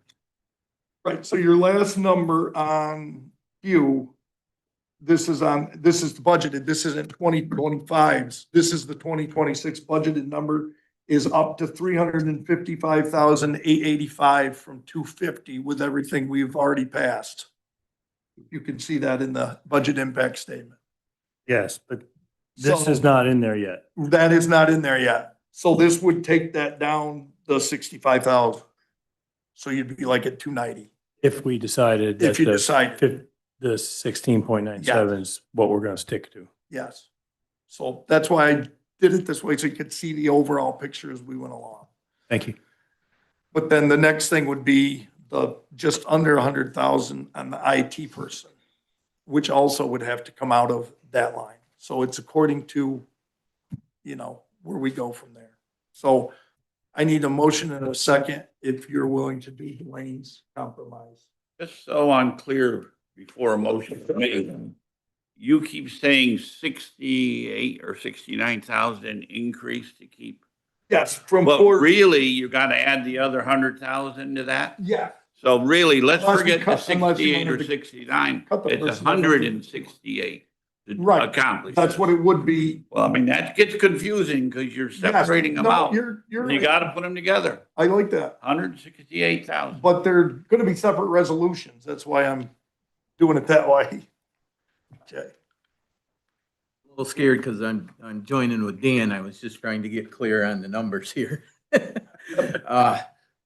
So we're looking at 165,000 when you add the IT and that this is gonna cost to maintain people working and to keep it at the 16.97, we will use 165,000 from the contingency that So we you'd be just down filled in the up. 290 range Just or the 190 range. clear on the numbers math. moving, that's all. Yeah. So if you approve this and then put the IT person back, you're gonna be around 190,000 in contingency.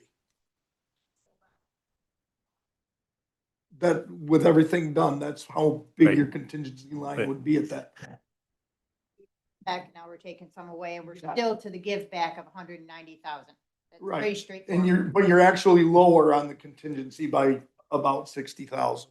Yeah. So I'm just trying to make sure everybody's clear. I wanted to, something that Dwayne did and passed out Monday, or I think it was Monday, we had it Monday. But he did a comparison of the past 4 years in October, what our outflow was. And it went to an outflow for assistance to people of 237,000. And it was 403 the next year in 2023. In October of 24 was 326,000. And while this isn't a trend, it shows improvement, is that in October this year, the number was down to $122,000 or 172,000 below its cap. So we're looking at trends. And we're looking at cost avoidance and putting these people back in, because if we want to do the fraud investigation, we want to do the reviews, we need the people to do it. If we don't have the right manpower to do this, and with Dwayne showing a mini trend, I think if we don't put them back in, we have the risk of going the other way.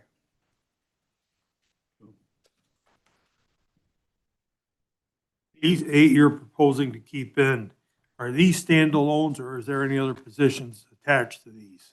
There was one bump from a grade 7 to a grade 10, I believe. That's it.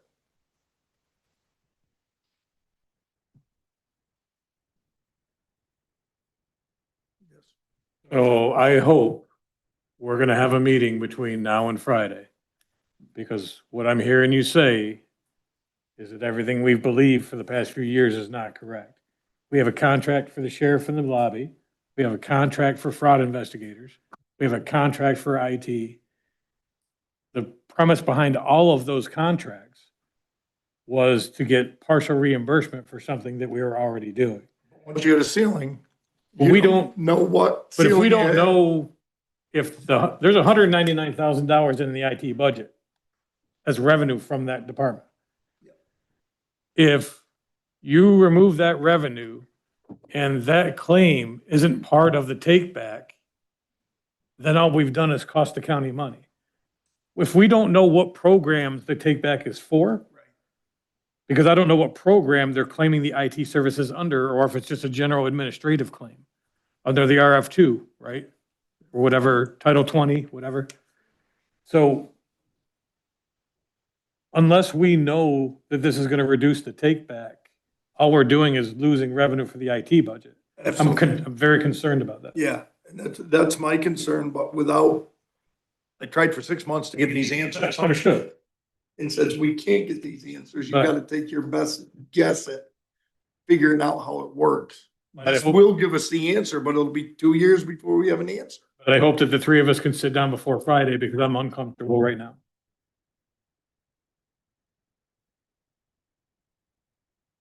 Mr. Chairman, when we first heard what the budget was, every one of us made comments to each other, some out loud, some down low. What we be willing to agree to for an increase.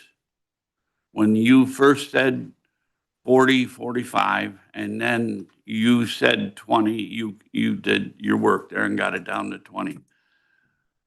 Now, in the process of our budget hearings and our budget meetings last Monday and today, people are saying, well, now I can live with a bigger increase if it saves jobs.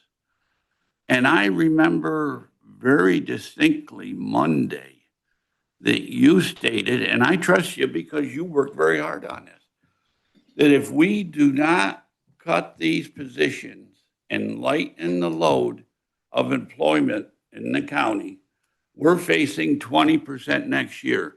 Now, you're juggling these numbers all around, and I appreciate your effort. You put a lot of effort into it to keep most of these jobs that we were going to cut.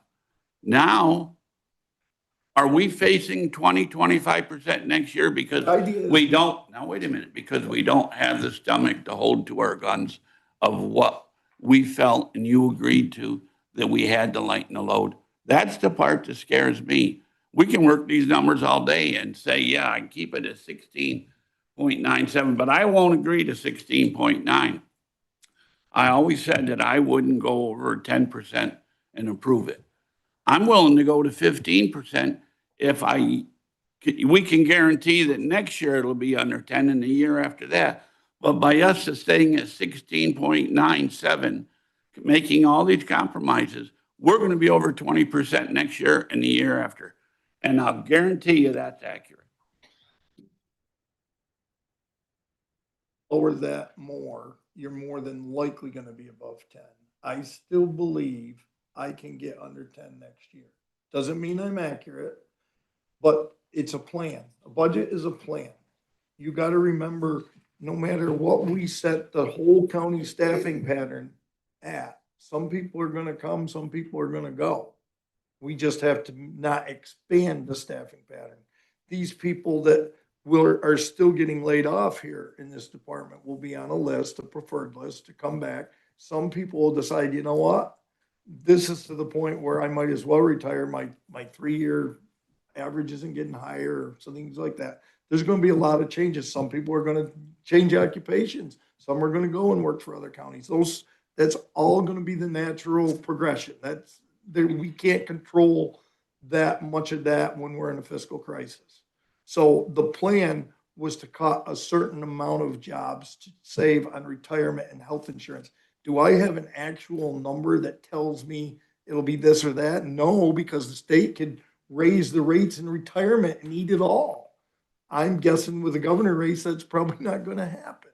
So there's a lot of things in play here, but we did cut a lot of people. There was about 78 job changes, if I remember Danielle's number right, due to all the cuts that were in place. There were 78 positions in play in total. The number I gave you originally was actually the general fund. So now putting 8 back, I don't think puts the plan at risk, but it might get us to have more savings in DSS that we could have lost. So that's why I'm willing for the compromise. I think Dwayne did a great job in stepping up and finding a way to make that happen. So I'm gonna support that because I don't want to go any higher in the taxes, but I do still want to get below 10 next year. That's what I'm really fighting to get at. And that's why I put it in contingency. You can decide if you want to take all that contingency money and put it against taxes, you can, but then every time we make a choice next year, it's going to be fund balance. So that's kind of why it's pretty much procedural and methodic at this point. Well, I have always supported you this year. Our paths have now separated. I can't support this. But I would like to say I predicted this 3 years ago. And even at a meeting not too long ago, Sam Hall agreed that maybe we should have listened to me. Now, I'm going to tell you something. Here's my prediction. If you fall for this trap, we're going to be over 20% next year and the year after. Even though it's tough, yes, it's very hard to eliminate positions. But we were all tough before we got lobbied, and now all of a sudden, we're not tough anymore. I've always, this is my position. I've not shied from it. A lot of supervisors don't agree with me, but I'll tell you, my predictions are better than yours. Well, If you go past record. it's my job to bring them forward. Yours. And so, well, right, but that's my job. And if we voted down, I can live with it either way. I'm not gonna fight over any of this. And I don't agree with Dave. Dave has based all his arguments on fear. This is going to happen. This is going to hurt the county. This will hurt the county. That'll hurt this department. See, I don't want to do it on fear. I want to do it on fact, but I guess I got to be honest with you. Here's the fear factor. It's going to be over 20% the next 2 years if you promote that idea. Thank you. I won't say anymore. I made my point. Scott. Nostradamus, are you done? How many people are we actually looking at laying off right now? People. Yeah, I If think this doesn't pass, it's 11. you're right. At this point, it's 11. This didn't change any layoffs whatsoever. No, this would. There's still, the last I heard Danielle tell me was there was still 5 people would be laid off. But okay, guess we get to count.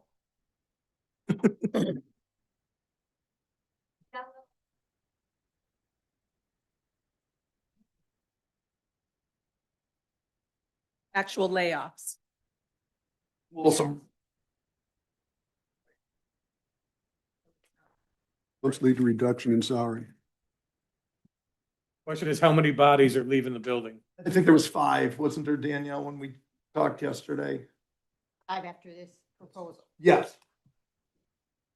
Yes. Oh, Oh, you went over it really quick, Brian, and Wasn't- I appreciate it because it was the point I wanted you to make, that in case the public thinks these are the only jobs that we're getting rid of and we're looking at putting them back, there was numerous places, jobs that were eliminated due to retirement or vacancies that were not filled. So there's numerous positions that have left the county. I don't know if you have that number right off your top of your head, because that's So I said changing. there was 78 78. altogether, and some of these people are still gonna be here parts of the year, but the retirements aren't being replaced. Anybody who's here doesn't think we took them out, now we're putting them back No, in. there's- It's a significant. I number would of say there's positions. at least 50 to 60 people actually out total of the staffing pattern. Or positions out of the staffing pattern, yes. And some we can't hire that we need to leave in because we need to hire, but that's another story. I just wanted you to make. So that's You kind went of what over I it was quick, saying, I that wanted to the make sure. spirit of the plan is still there. That's what I'm trying to, but do I know an exact number? No, there's no way to know an exact number of how many people have to leave to save this much on retirement or health insurance, because we don't know what retirement or health insurance is gonna cost next year. I would say at least, yes. I agree with getting rid of the empty positions. We seem to be doing all right without them. I do not agree with getting rid of people. I mean, these aren't just people, there are people. And they've supported this county and they've chosen a career in this county and we're letting them down. What is the cost to save those 5 jobs? Right, the total cost would be another 300 and some odd thousand. Treasurer, you get the numbers that I asked you for Monday? The actual cost of the Board of Supervisors Healthcare?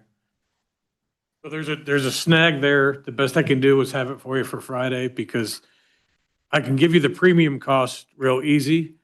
There seems to be some difference of opinion on whether that's a violation of HIPAA at this point. So until I get that clear, Our numbers a violation of HIPAA. You have to go by certain people. You have to know their actual number. I'm going to get you the numbers in a way that I can legally give them to you. I know what the premium is. The claims, I have to find out a way to give it to you in a way that I'm not violating any HIPAA regulations. Your best guess, is it over $300,000? My gut would tell me yes, but I don't have anything to back that up other than the weekly bills I see coming in. I think that's a pretty simple trade, in my opinion. So, motion to pass this or not? Well, you can ask a question, but usually we have the questions after we move it, but go ahead. Discussing. Yes, no, I get it. Okay, thank you, Brian. Just out of curiosity, I'm going back in memory, okay? Opioid money. Didn't we fund a public health nurse RN out of opioid funds? Is that one that's now vacant? I don't think so. My discussion, that never came up. No, it was a position over the sheriff's department. I think was the position you might be thinking of. No, I don't think there was a nurse supervisor. Talked about a RN to be hired in public health for drug addicted babies, neonatal. And so at one point, and this was at the very beginning, I'm thinking that we might have funded out of opioid a position. Maybe. I don't think that came to fruition, Supervisor. Okay. Just wondering. That was the discussion at the beginning, though. You're right. Yes, it didn't end up happening. Just wondering. Thank you.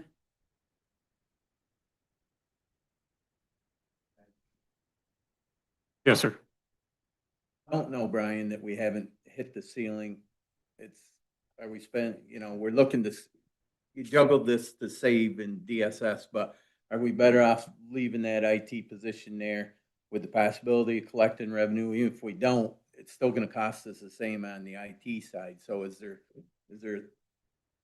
real reason moving it? I just don't Right, the understand. spending isn't any different. You're absolutely right. Right. It's If whether. we don't it's- leave it in Yes. in DSS, we don't get the revenue if there is any for it. So maybe we should be leaving, Al was kind of brought this up. I think we're kind of saying the same thing different. You'll miss 100% of the shots you don't take. So if I pull that out, I know I'm not getting the money. If I leave it in, at least I got a shot. So I really want to discuss that further.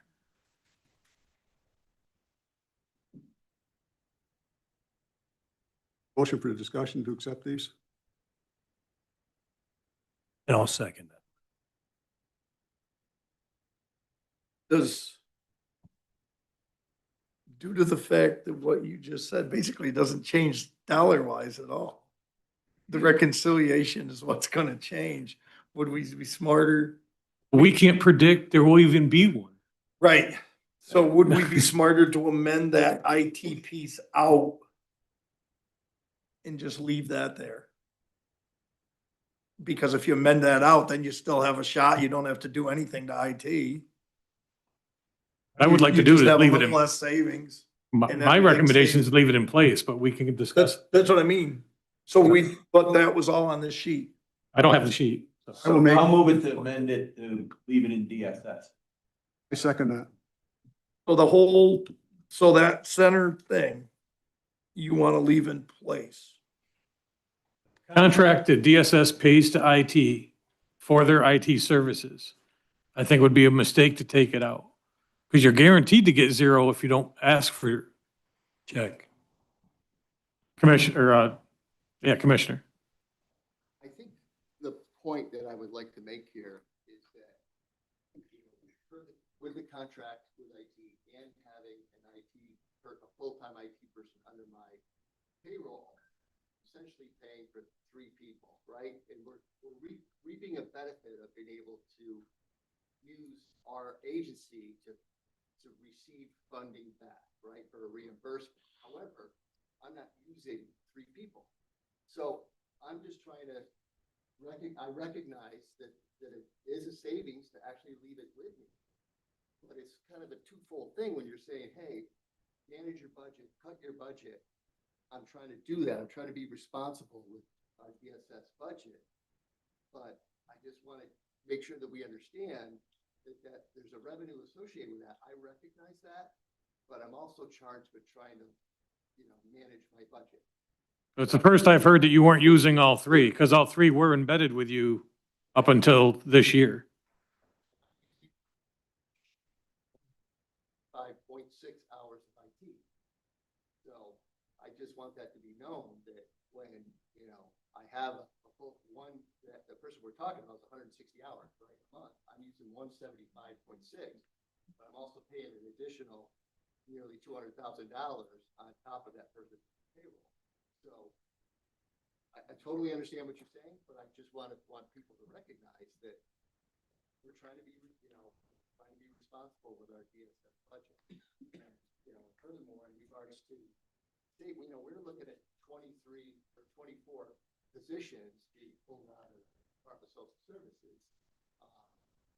And my concern is, right now, even after we keep 7 equivalent FTEs, which is 8 positions, still 10.3% of our overall staffing pattern that we're going to be reduced. And my concern is that I need to be able to do the work to get the reimbursements.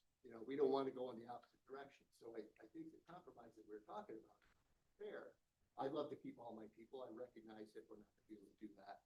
But I think I just want that to be recognized that, I'm still taking an enormous hit in our department of positions.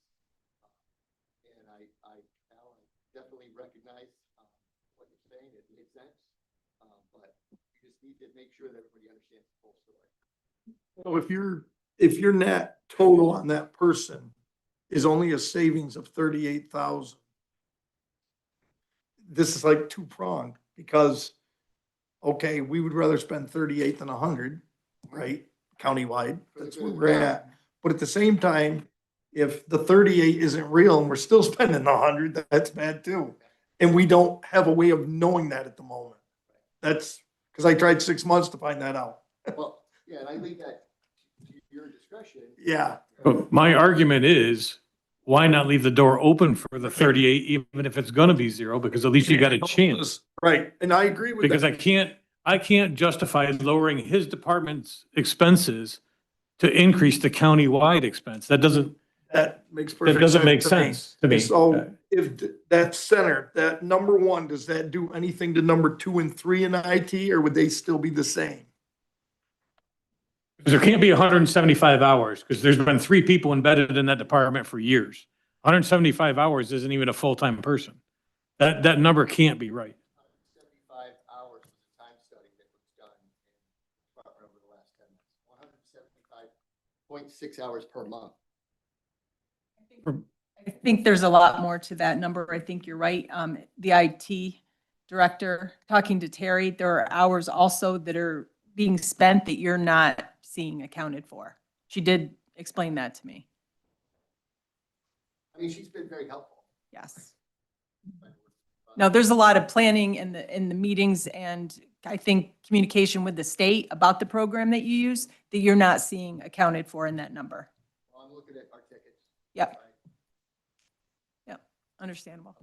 Of how we're utilizing when we call for IT assistance, how we utilize the IT department. Yes, and there's just a lot of additional hours You know, added. I to don't that. want to. My confusion, Commissioner, is there was 3 people embedded in that department for years. So there must have been enough work for 3 people. One, and then we contract the other piece. And please, I don't want to, I'm not trying to discredit the IT department. It's wonderful. No, I'm just trying to get it organized so I believe number 3 is actually a program, the Youth Advocate Program. That one would still stay gone, and the renegotiated contract would still stay the same. So I think it would only, your net reduction, instead of being 412,599 would be minus that 38,011. But that's a lot better than us adding 100,000 back in, as long as What I'm it's saying. somewhat realistic. Yes. Eight positions for the cost of $63,695, I think it is.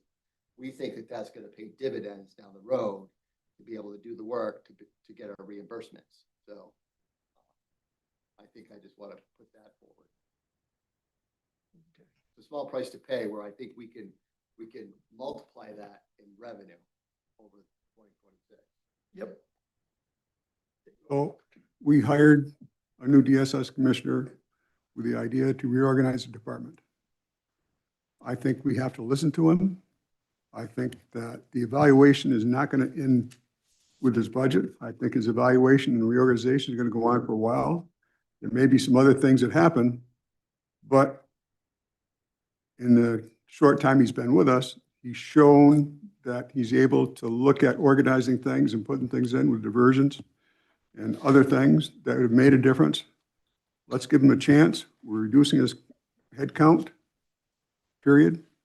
If he says he needs 8 positions, after talking to his staff and working through the details with us, I think you take his recommendations and not try to govern by budget. Understand that, and that, so we're looking at the total thing, and what I was trying to say, do we amend that person to leave them there so he actually keeps another position? We didn't make the amendment yet. Make that amendment done. Did we They get did, yes. The amendment was made. Okay, yeah. So that's what I was trying to do, was say, okay, we keep it so we get a chance at the apple, but it'll be a difference of, Reggie agrees with us. so if it's 38,000 to 100,000, let's call it 60 to be safe. It's about a $60,000 savings by leaving it there. A countywide, but it costs him 38 more. That's really Are we overlooking another approach to this? He says he doesn't need that position. But we say we want to leave it there because we might be able to generate some revenue. We generate a lot of revenue if we take that position away from him, like he's requesting, and get rid of it.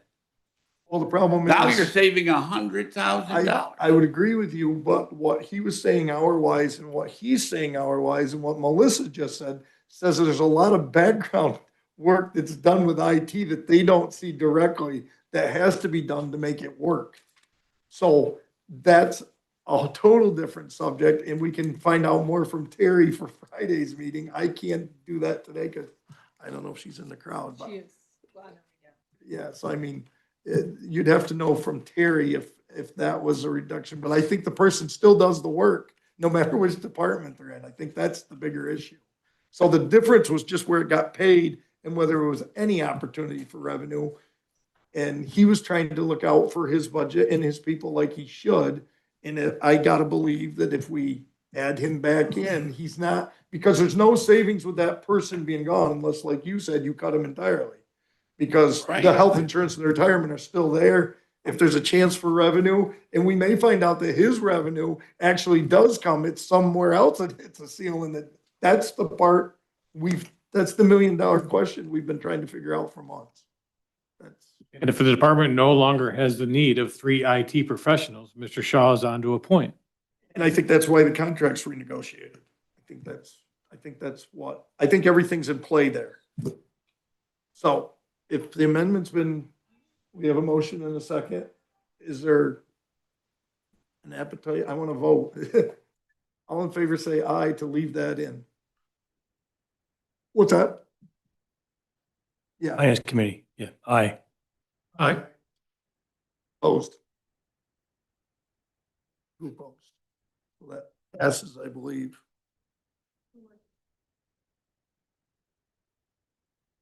Ken and Dana. Now, was that raised all those positions you've just voted? Is that what we voted on, the 8 positions back? No, we got it, that's in the original, now it's 9, because that person isn't leaving. One IT that's all we voted so Yes. far. Right. Whether it costs us 38 or 100 if the It's a revenue's real. Right. So with Dan here, if we aren't needing all the IT that's in there, then we need to know by Friday so that. Yes. Absolutely. Here's what I don't know about IT, and everybody knows in this room that I am about as low on the totem pole for understanding IT. But from a business point of view, if we spend hundreds of thousands of dollars every year to improve our IT, to get better equipment, to get better programs, how come we have to keep adding more people to IT? There shouldn't, it's like we're always buying new cars. Why do we have to have a mechanic on staff if everybody's We have to driving? realize when IT started, which was before I got here, there were very few programs.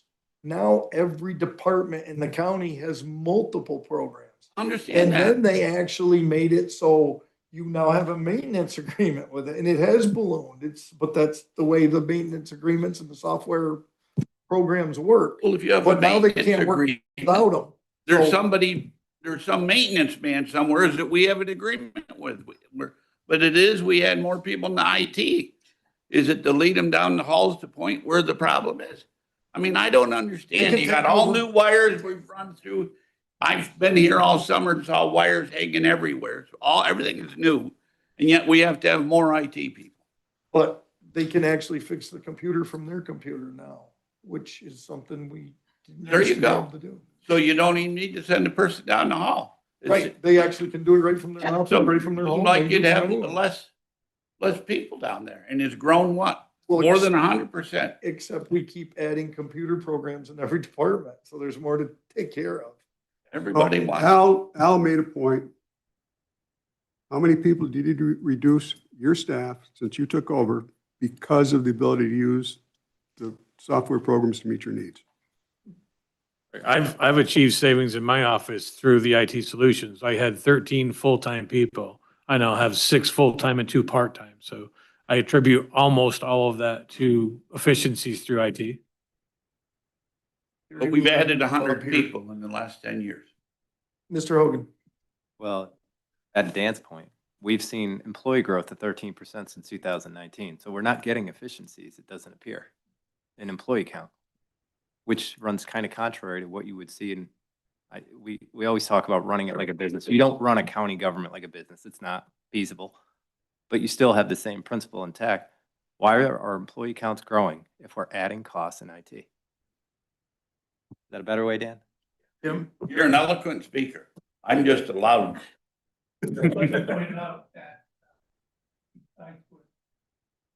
Chairman Campbell said about software and so on and maintaining software. There also is another area that's of prime importance, and that is cybersecurity. And we've heard many cases of municipalities being struck with problems with cybersecurity.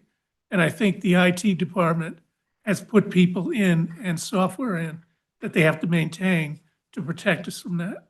So I think you need to keep that in mind as well. Harry, you've been summoned because we talked about moving an IT person from DSS back to IT, and it's a difference of about $62,000 or $60,000.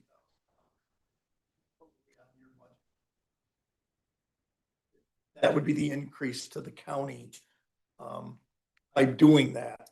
So they want to know if you could cut a person with that person coming back, but I think we're still doing the same amount of work, but I'll let you. Yeah, so we have reduced a person. Lisa's retiring in January and we're not backfilling her position. The current IT person that's in DSS coming over to IT doesn't change things in the sense that we have an IT cooperative agreement. And that IT cooperative agreement would still be in place. But our previous employee, Dave, was the one being billed out along with one of our IT support specialists too. Dave is no longer working in IT, so it would be Dan and the IT support specialist too that are billed back in the IT cooperative agreement.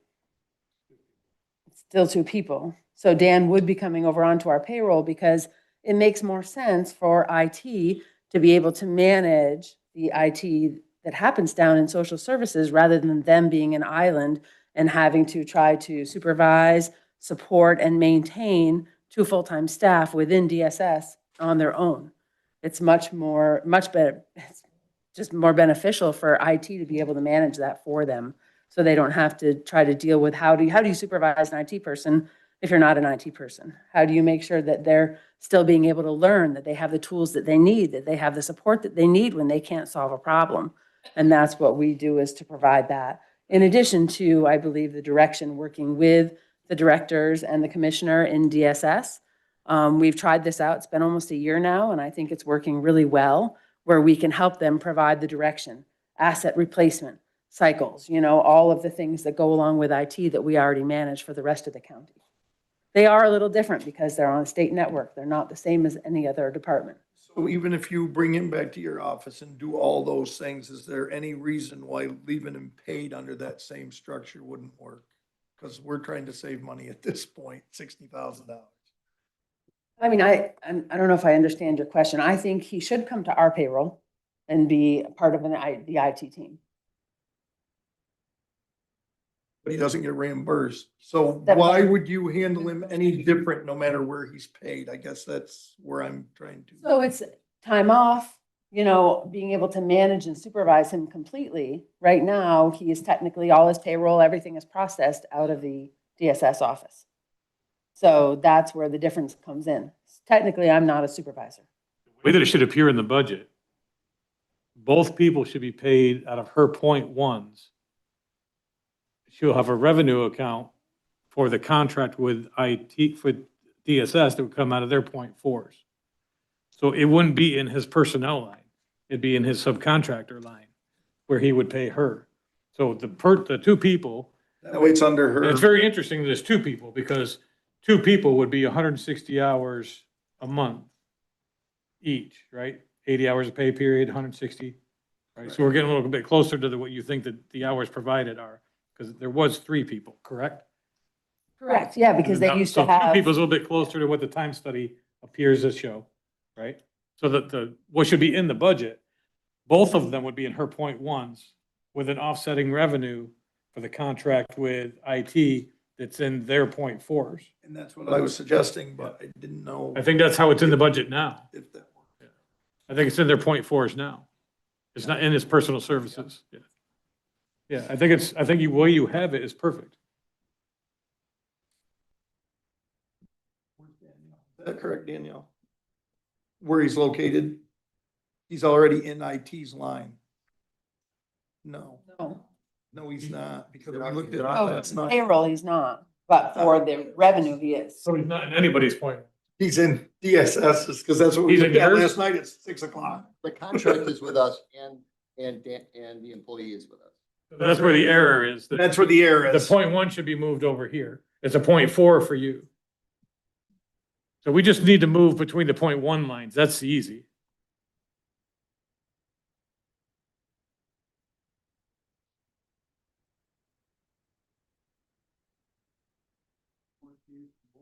No, the reimbursement comes from the interdepartmental .4 contract.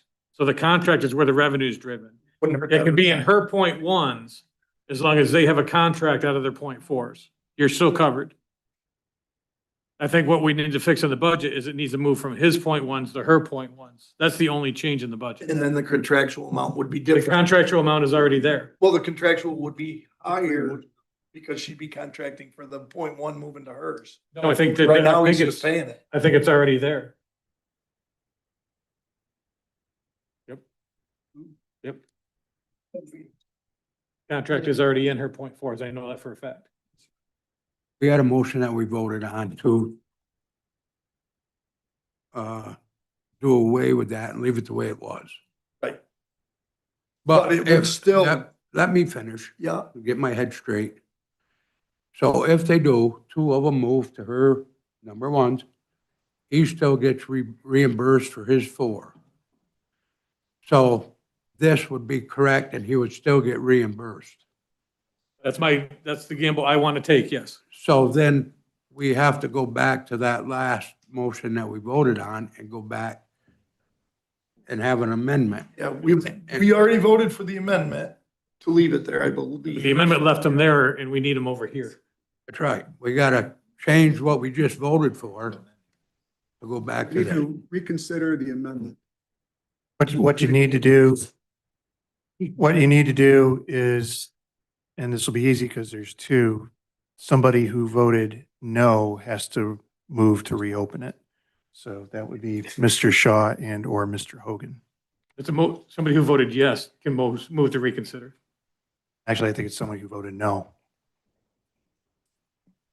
Well, if that's the case, my hand goes up for it. Awesome. So it's open again, right? Yes.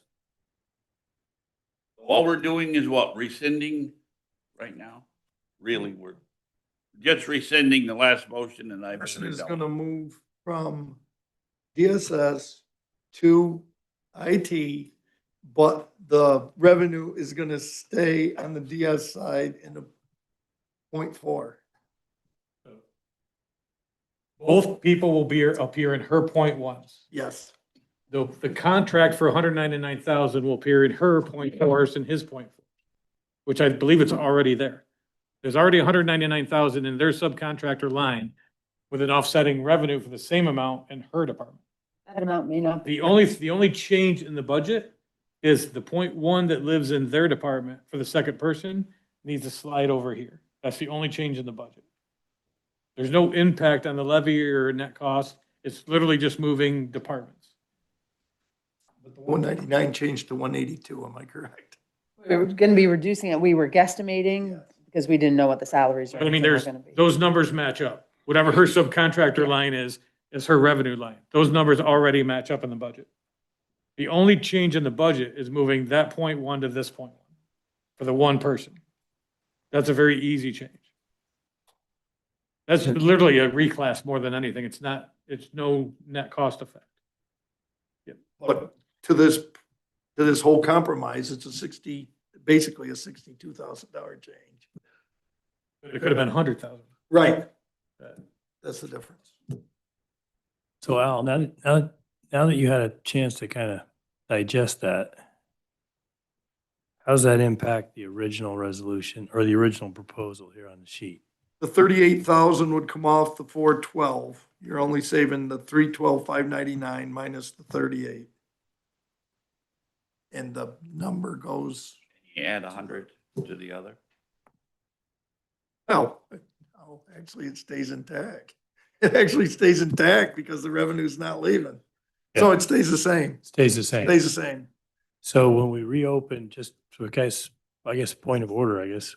Because under parliamentary procedure, a member who voted on the prevailing side, which was what I said, a member who voted yes, can move to move to reconsider. Well, I'll open, I voted yes, so I'll move to reconsider the amendment that was proposed.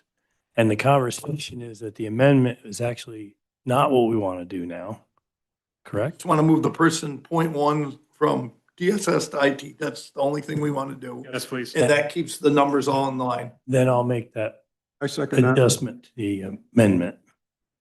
Any discussion on that? All in favor, say aye. Aye. Opposed? Carry. Now we're back to the original, which is what we got right in front of us. Right. The original is to accept what you see right there in print. Which will What does cost that- you a total That's what I want to of, know. What does that? it will add? cost you nearly 65,000, it's 64,000 and change. Add all those people back in? Yes.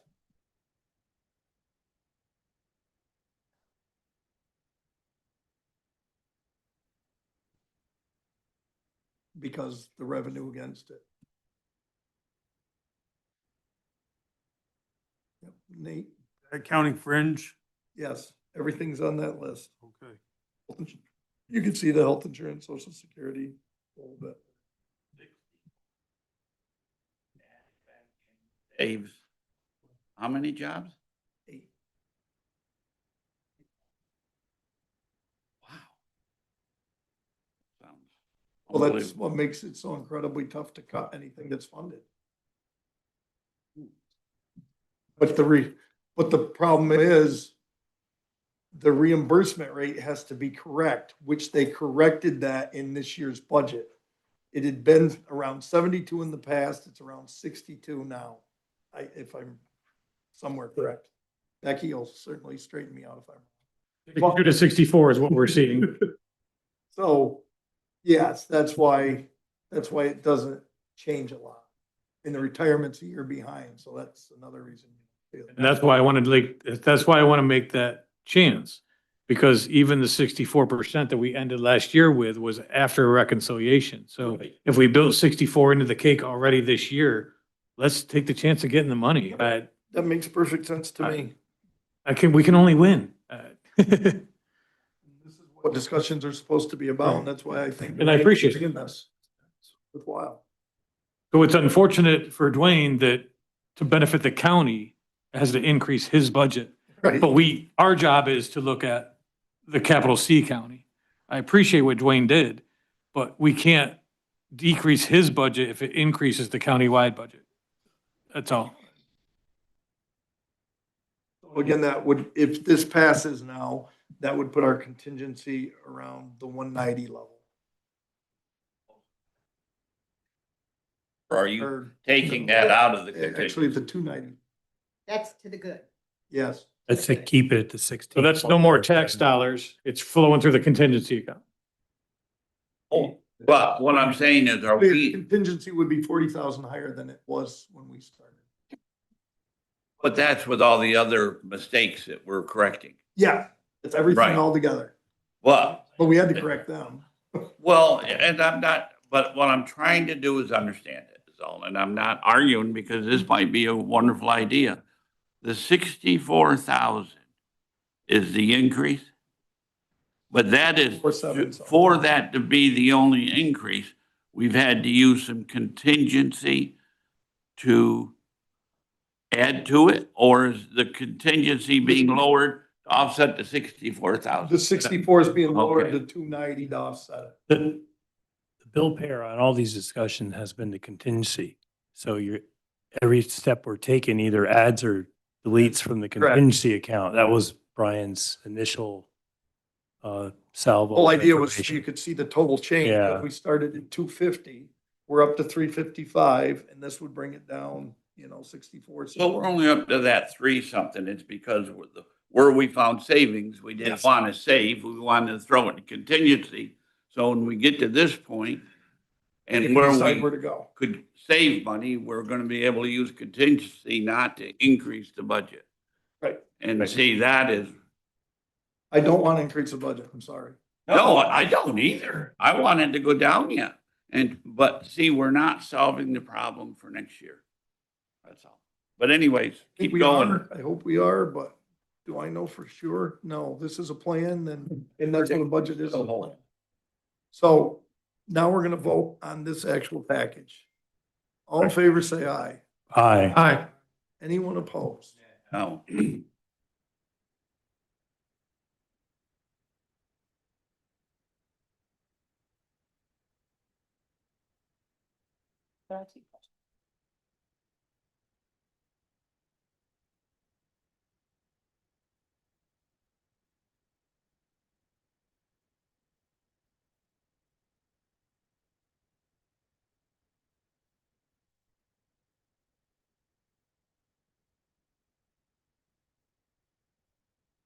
Mr.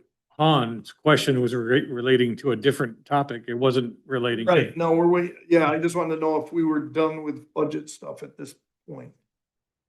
So we got, His we still got. health insurance to do. question was a budget topic. We still have R to do. We haven't done that one. Oh, I gotta go back there. Did we do? That's the cooperative extension. Yes, you did Q, we did cooperative census. So that's the next thing we're on is, Brian must be here somewhere. I just, I wanted to make sure after all of that. So at the time that the department had submitted our budgets, those that submitted them, there were only 5 actual people working at the time whose positions were being eliminated. Is that correct? Is that what I was to understand? 'Cause I think that was one of the questions earlier. Or was that just in DSS? That's what it is right now in DSS with that passing. That's just DSS. So that answer was to just that. That was what I was, it was. Yes, no, it was total That's DSS what I was. conversation, yep. Right, that's what I wanted to be clear, because I think for people, I was confused. I think that people here are thinking the only thing that's happened, we are in a crisis, right? And I think if people were thinking that only, no one wants to see anyone lose their job, I certainly agree with that. If people were left with the thought that only 5 people. Like 60 positions, they're still in the 50 to 60 range. I don't mean positions, I mean positions that are filled correctly. But that's what my question is. Yeah, that 5 was just in DSS. That, I think I just want to make sure everyone's clear on that. Okay. There's a lot more than that are unfortunately going to be paying a price for this. And I think in relation to that, a question that I have, because it's hard to tell someone, right, that your position's being eliminated, even though they have other opportunities. And one of the things that I guess I'm asked back is these things didn't happen overnight, right? The crisis. And I think a key question that people are going to want to have answered next Friday is going to be what's going to be done. See, I've never had a budget over, right? So I don't know the process. What's going to be done earlier or sooner to track that and prevent it from getting to the point where we are today. So that's a key piece to making sure that what you hope happens, not what Dan thinks is going to happen. I think that is kind of a question that I don't think we can answer here, but that would be my one concern as I listen to all. Totally taken up in that department, and we're working on getting better communication and better data that they can relate to us every month. We've been asking for that for a while, but of course Dwayne's only been here a little over a month. So it's kind of a case that we're there, we're all asking the same things. We want to make that happen. And now it just needs to happen. That's where we're at. Earlier, I asked, how many people are being laid off in this budget? And you keep dancing around that, oh, there's 60 positions, how many people are being laid off right now as this budget stands? They call a layoff even a position. You're still dancing around the question. So I How think- many human I beings are gonna be believe put there's on the 5 street? people. How many? I believe there's 5 people. A lot of them had chances to take other jobs here. That doesn't mean they will, but they have that opportunity. That's only in that department. He's talking countywide. Yeah, well, I think countywide though, most everybody had a, yeah.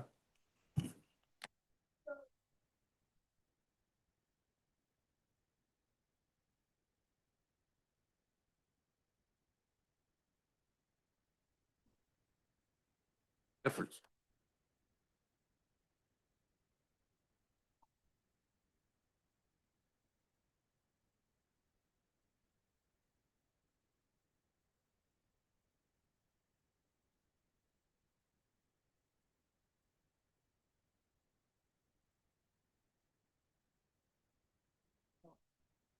Well, ideally, what we would do if we did it your way, we'd be at 45% and call it a day.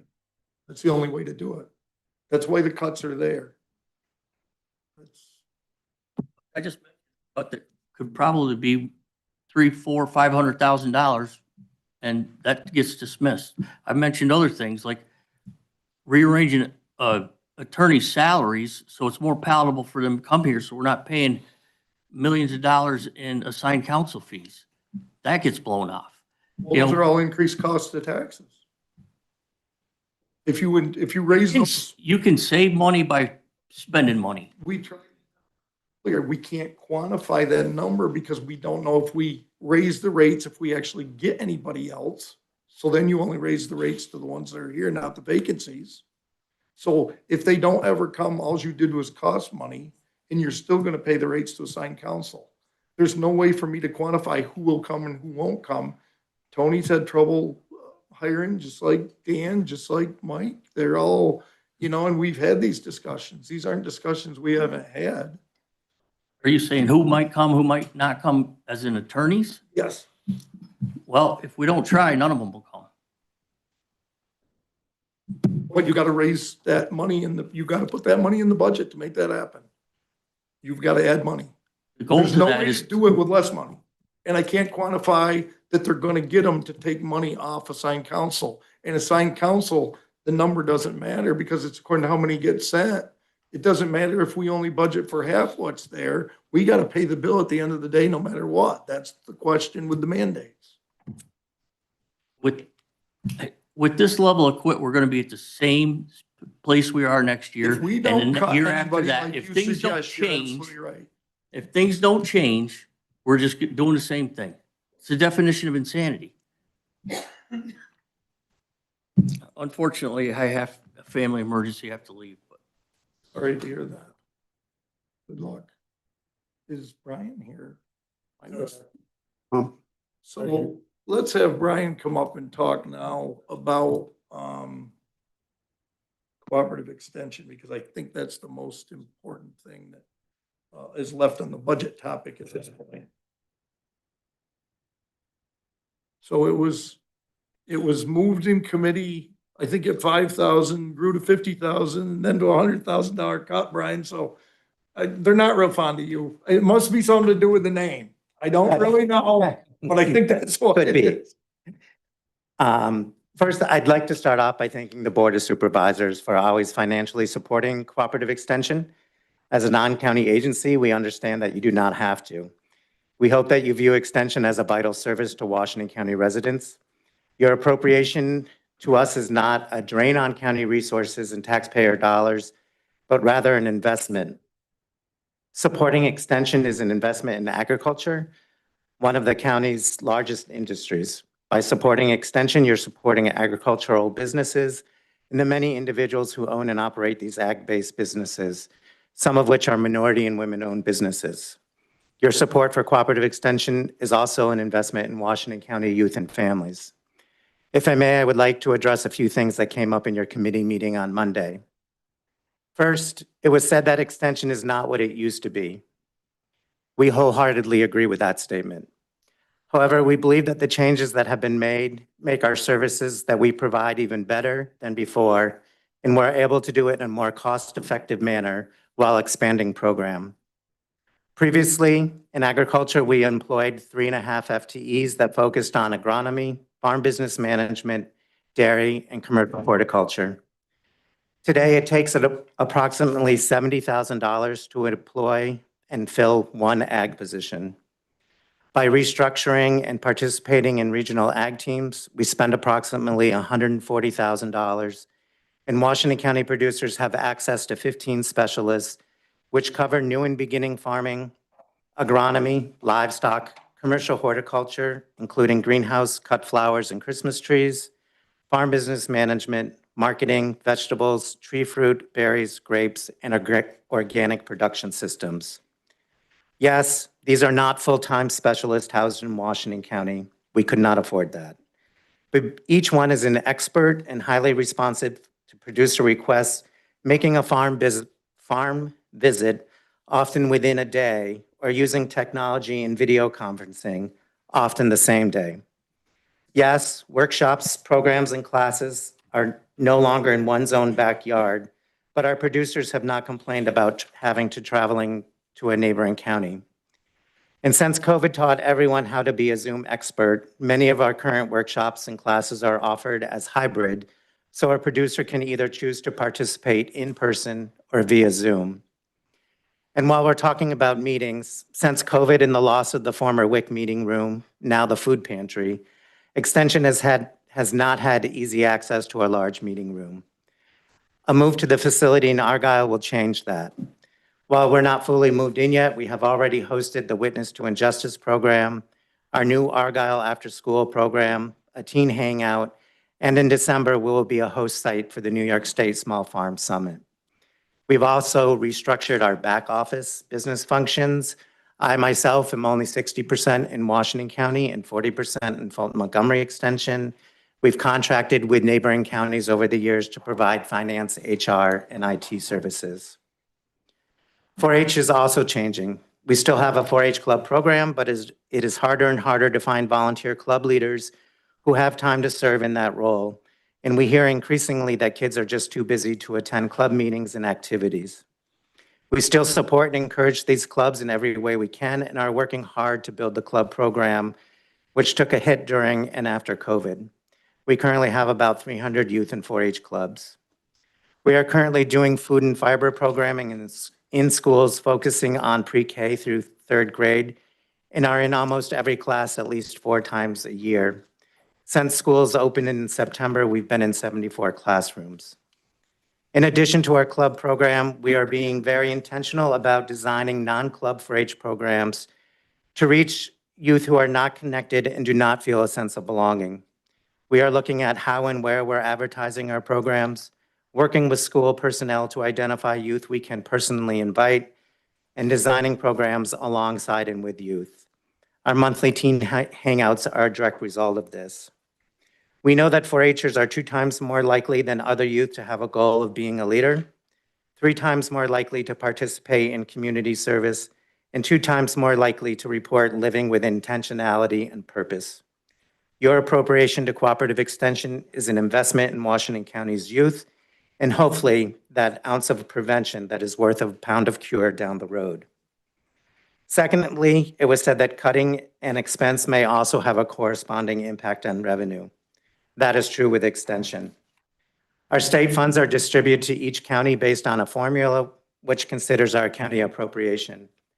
Over the last 3 years, New York State has increased funding to Extension, and because of our county appropriation, we have seen an increase in about $18,000 in state funds.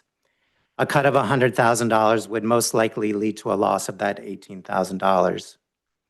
Third, Supervisor Shaw said that Extension should have to feel the pain just like any other county department, and we certainly agree. The last time I was here, you asked if Extension could absorb level funding. We said yes. That was the last conversation we had. Since then, if you had asked me to give up some more, I would certainly have dug deeper and presented some options, and we could have discussed a number that was grounded in something rather than just throwing numbers around. I've done that. The Extension budget as presented included filling a vacant position and contracting with Warren County to provide Master Gardener support, a program we had hoped to revive. Given the need to trim budgets, we are willing to remove those 2 items, saving nearly $70,000. As I have said before, New York State pays our benefits, so when I cut a position, I only remove the cost of that salary and not the cost of salary plus fringe benefits. And lastly, Supervisor Shaw remarked that you could cut the funds today and vote next week to put them back in. While I don't expect this to happen, I respectfully ask that you consider changing course slightly and consider cutting around $70,000, which is between where you started at with 50 and ending with 100,000. Again, thank you for your continued support.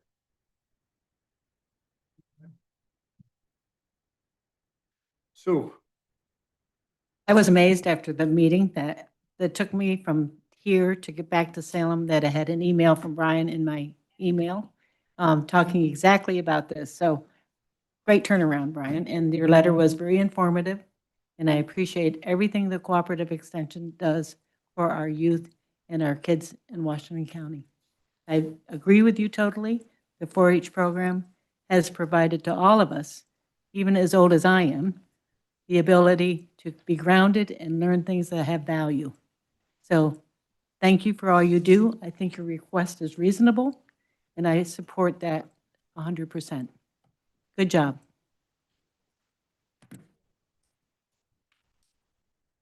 We're on to our Yes. Mr. Hall. As people can see, Chairman Hanky isn't here today. He is sick. I did talk to him this morning, and he asked me just to deliver this message about the cooperative extension. He says, I am not in favor of the huge cut to cooperative extension. They do a bunch of things in support of our social services to help get people independent and out of the system. And as far as the 4-H goes, there is less participation in some of the traditional programs. But, for example, the youth shooting sports program is always maxed out for participation and a model for the rest of the state. And that's the message he asked me to deliver. Thank you.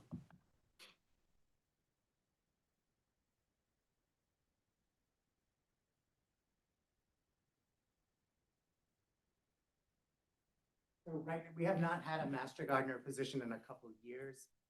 We still have some active master gardeners that help us when we can. We don't have a supervisor for them. We were going to contract with Warren County to provide the overall supervision for that. The open position was a 4-H position. We've been looking at that. It was a retirement, Chris Nestle. We've restructured so that I'm spending more time working with volunteers rather than a staff person. So that was a position that we were looking at trying to fill as we move forward. Not exactly sure what the position description would look like, but it was in our budget to try to figure that out. So you're not specific.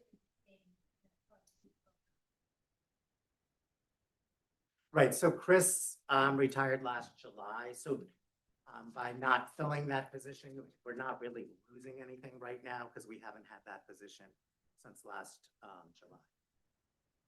I understood it. You didn't sound like you were taking away any of the youth programs. You were just, as we have done, taking advantage of positions that aren't there. Right, yes, Thank you for these the two are both clarification. empty right now, yes. Okay. So youth program. Angela. Yes, so are we on this resolution R now? I'll make No. a motion to move it. Pardon me? If you'd like, I'll make a motion to move this R and then we can amend. I'll second that. Okay, so now I'd By like Darrell, seconded by Dan, and now we're on to discussion. to amend this motion.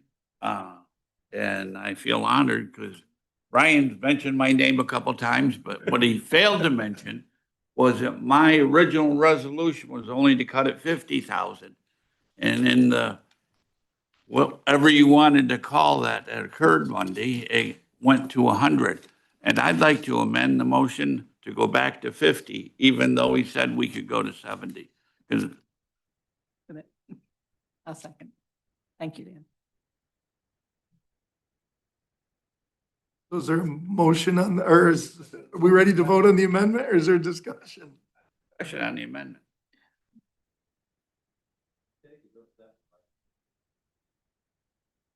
I always wanted 50, and I think in the heat of the moment, people did things maybe they wouldn't have done. And I think the fact that he came here and explained the situation.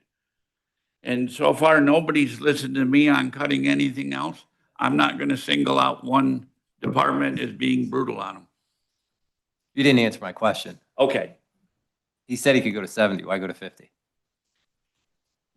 Because I figure that's a fair compromise rather than, really honestly, I thought that he was going to come in here and he's so bold. It shocked me. I thought that we'd end up putting it all back in, and I was prepared to fight that, and I got nothing to fight. So I'm going to.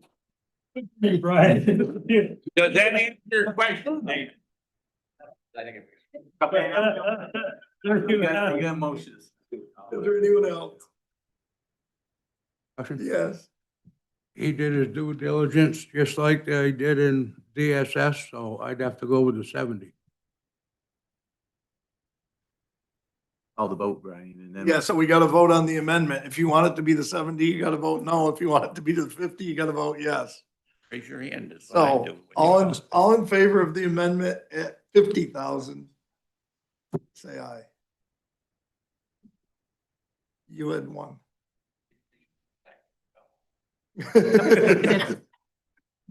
Okay, new amendment.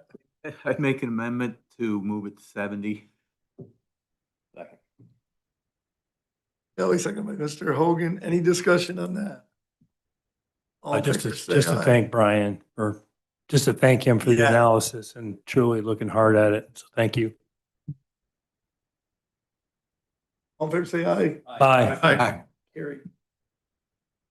So now I believe that we are in somewhere in the vicinity of $360,000. I think we got to vote on R. To vote on R Yes. as amended. So that would put us, if we pass this, it would put the contingency at $360,000, and then you can decide what to do with that.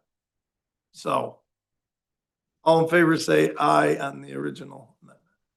Aye. Anybody opposed? Yeah, as amended, you mean, not the original. Yeah, resolution R as amended. Right, but it still goes back to the original. Yep.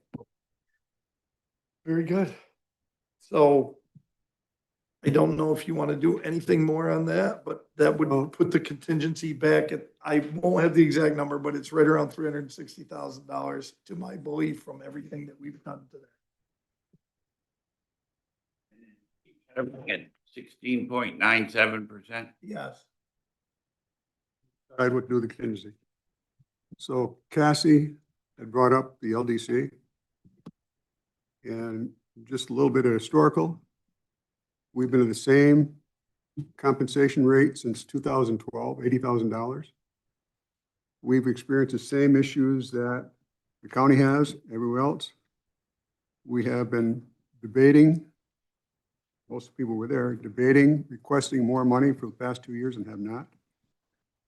We have taken a source of generally all the interest that comes in. A certain percentage goes to do help with the expenses and reduce the expenses. We have now increased what we're doing for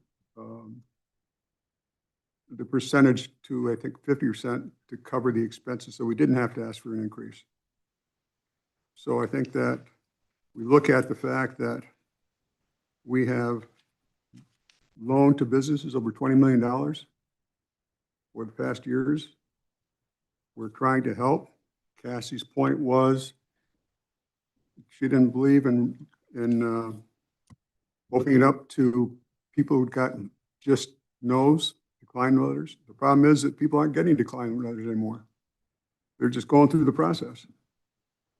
So we have people coming in that have a choice of waiting for the banks or getting faster action and getting their loans closed so they can open their business and start their business. Just like Grumbellies with the same issue.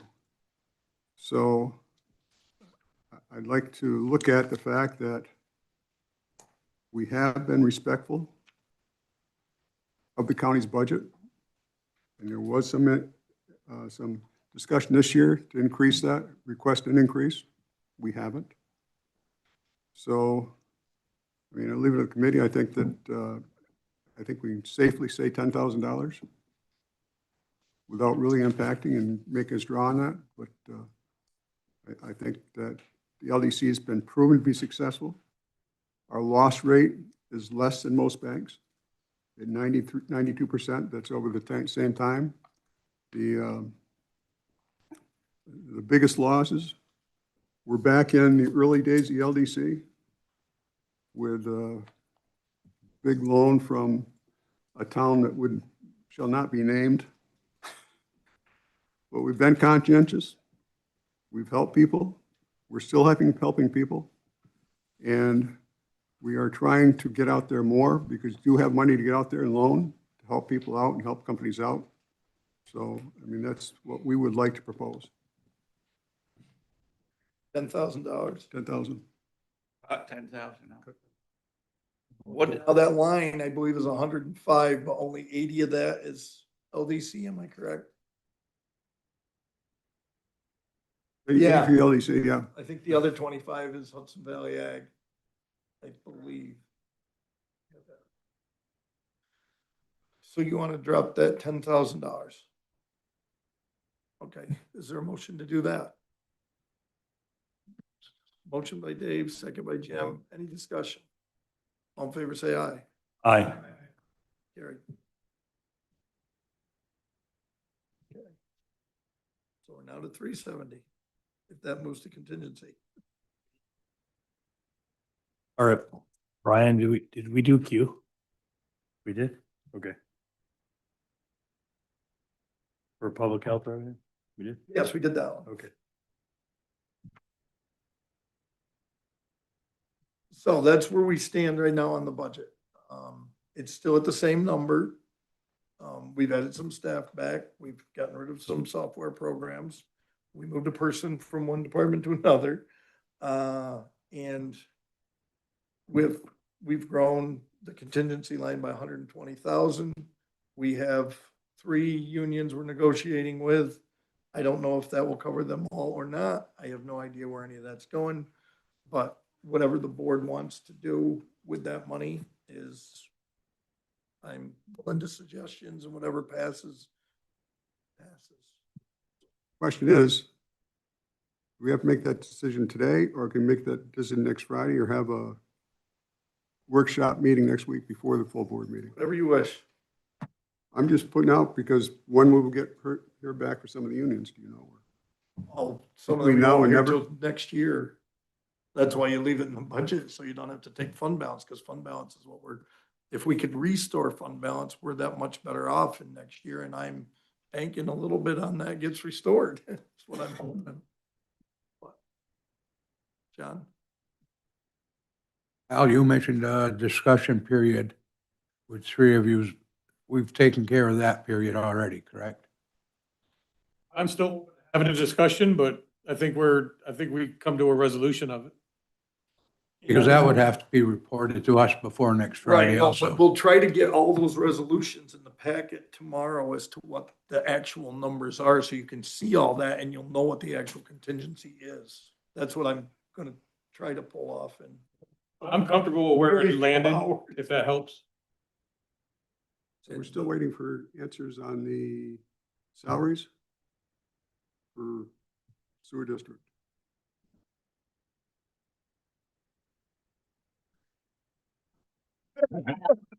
He had a trial, then he came back in, then he had to go back to the trial. And I did not mention, Bob sent his apology, said he wasn't here today, and I didn't mention it earlier because in Bob fashion, even though he was an urgent care, he was insistent he was gonna still be here later on. But he's not. okay, so we had a couple things left here. Sales tax. One I had on here up above on the code enforcement. Did we miss that? Must be under other. No, I'm up on I. Oh. Well, no, I was waiting. I mean, I thought you were going to. I still somehow missed that one. Well, Dan sent out a memo that 2 things. One is that, I don't know, somebody, maybe Al could explain it, or Melissa, that legally there was no way around not billing us or the other 2 towns. So 3 of our towns will just have to suck it up according to our county attorney through his opinion from the laws he reviewed. Now, we have 2 options, us 3 towns. Actually, we have 3 options. One is we can ask the comptroller to give us a legal opinion, because the law that everybody, or he is citing, Dan was citing, is from 1982. And my town attorney said that that's kind of outdated, and there's a good chance he would give us an opinion of where you could do it. The second one is to go to our elected officials and actually get a bill passed that would allow that to happen. Those are the 2 simplest ones. But the easiest one, and the one that will save everybody money, is to start the process of backing out of code enforcement at the county level and let it go back to the towns. And the biggest argument against this idea, because I've explained to everybody the cost savings, is the fact that it impacts every town budget. It's already been adopted. So it's not something you can fix immediately. But we could put a sunset on it so that it goes away next year and everybody has it, the ability to negotiate with people, to find people. They've got 14 months to find. And we're, at the same time, we're providing an opportunity for employment for the ones that would get laid off or impacted next year. So in no way is it going to hurt anybody using that approach. But the process of it all, what you would end up with is the $625,000 savings that would be generated at the county level. And of course, that would be passed back to the towns who can operate it way more efficiently. That's been proven through the assessors program that everybody's going to sole assessor, and actually the assessors pool different towns and they actually make out way better. And secondly, the thing is there's $192,000 revenue stream that comes out of code enforcement, and that would go back to the town. So the savings would even be better. So you would benefit the town or county by what, 3%? Almost 2. Incredible savings. You would reduce the cost to the towns by giving back the revenue stream. And it would eliminate the problem that our 3 towns are facing by being charged for something we don't get. Fourth one you could do is the towns that did want it could just pay their share to the county to do it. Well, what you'd have to do though, and that is one, but you'd have to now rescind what we're doing and start the program over again. Yeah, but then when you set the program up that way. You wouldn't have to rescind it, you just have to rescind the structure that the towns actually pay. However, you wouldn't have to, legally, wouldn't have to skip a beat. I don't know how that works, but yes. Or alternatives. And that's what we need to decide. And hoping that this would save 3% in next year's budget, which right now I'm looking forward, because now I brought next year's 20% increase down to 17%. I've got a question. Yeah, John was I wasn't here back then, but at the time when you got your own, that was your town's option? No, everybody had their own always, and then towns gradually opted into the county. County never had one. And in fact, I can't find out when the county started doing it.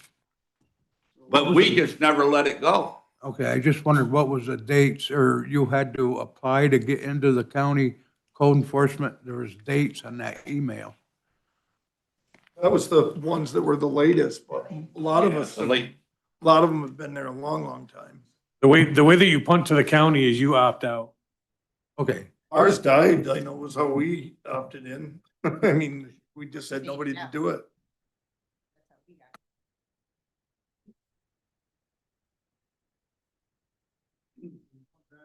To why the towns opted out was because they found they couldn't provide the services needed. And second, it was doing things to the contractors that one town did this, one town did this, one town did this. So there's a lot of confusion coming up. And I disagree with look at that if the 3 towns that are doing it themselves came back in, I think we'd have to hire more staff. So the price would go up anyways. So I think that I would like not to make a decision today. I would think that I would ask the chairman to have a study group to look at it and evaluate it and figure out what the options are. So we have all the information, not just sporadic information, what's out there. That gives us time to look at it. Won't take effect till next year, but we could get the information we need to make a good decision. By May. Yeah. Right, because it could be one of 3 different ways. Some towns might choose to hire their own. Some might choose to hire the county. So you gotta you don't want to put this on hold,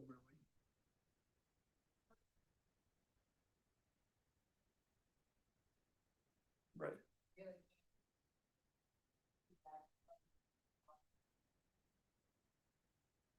Oh, we. It was different what he suggested. He said a legal opinion on how you would work, on what you charge. Me up, not what Not the the county ones that can are do. getting the service. the Just ones so that it's aren't.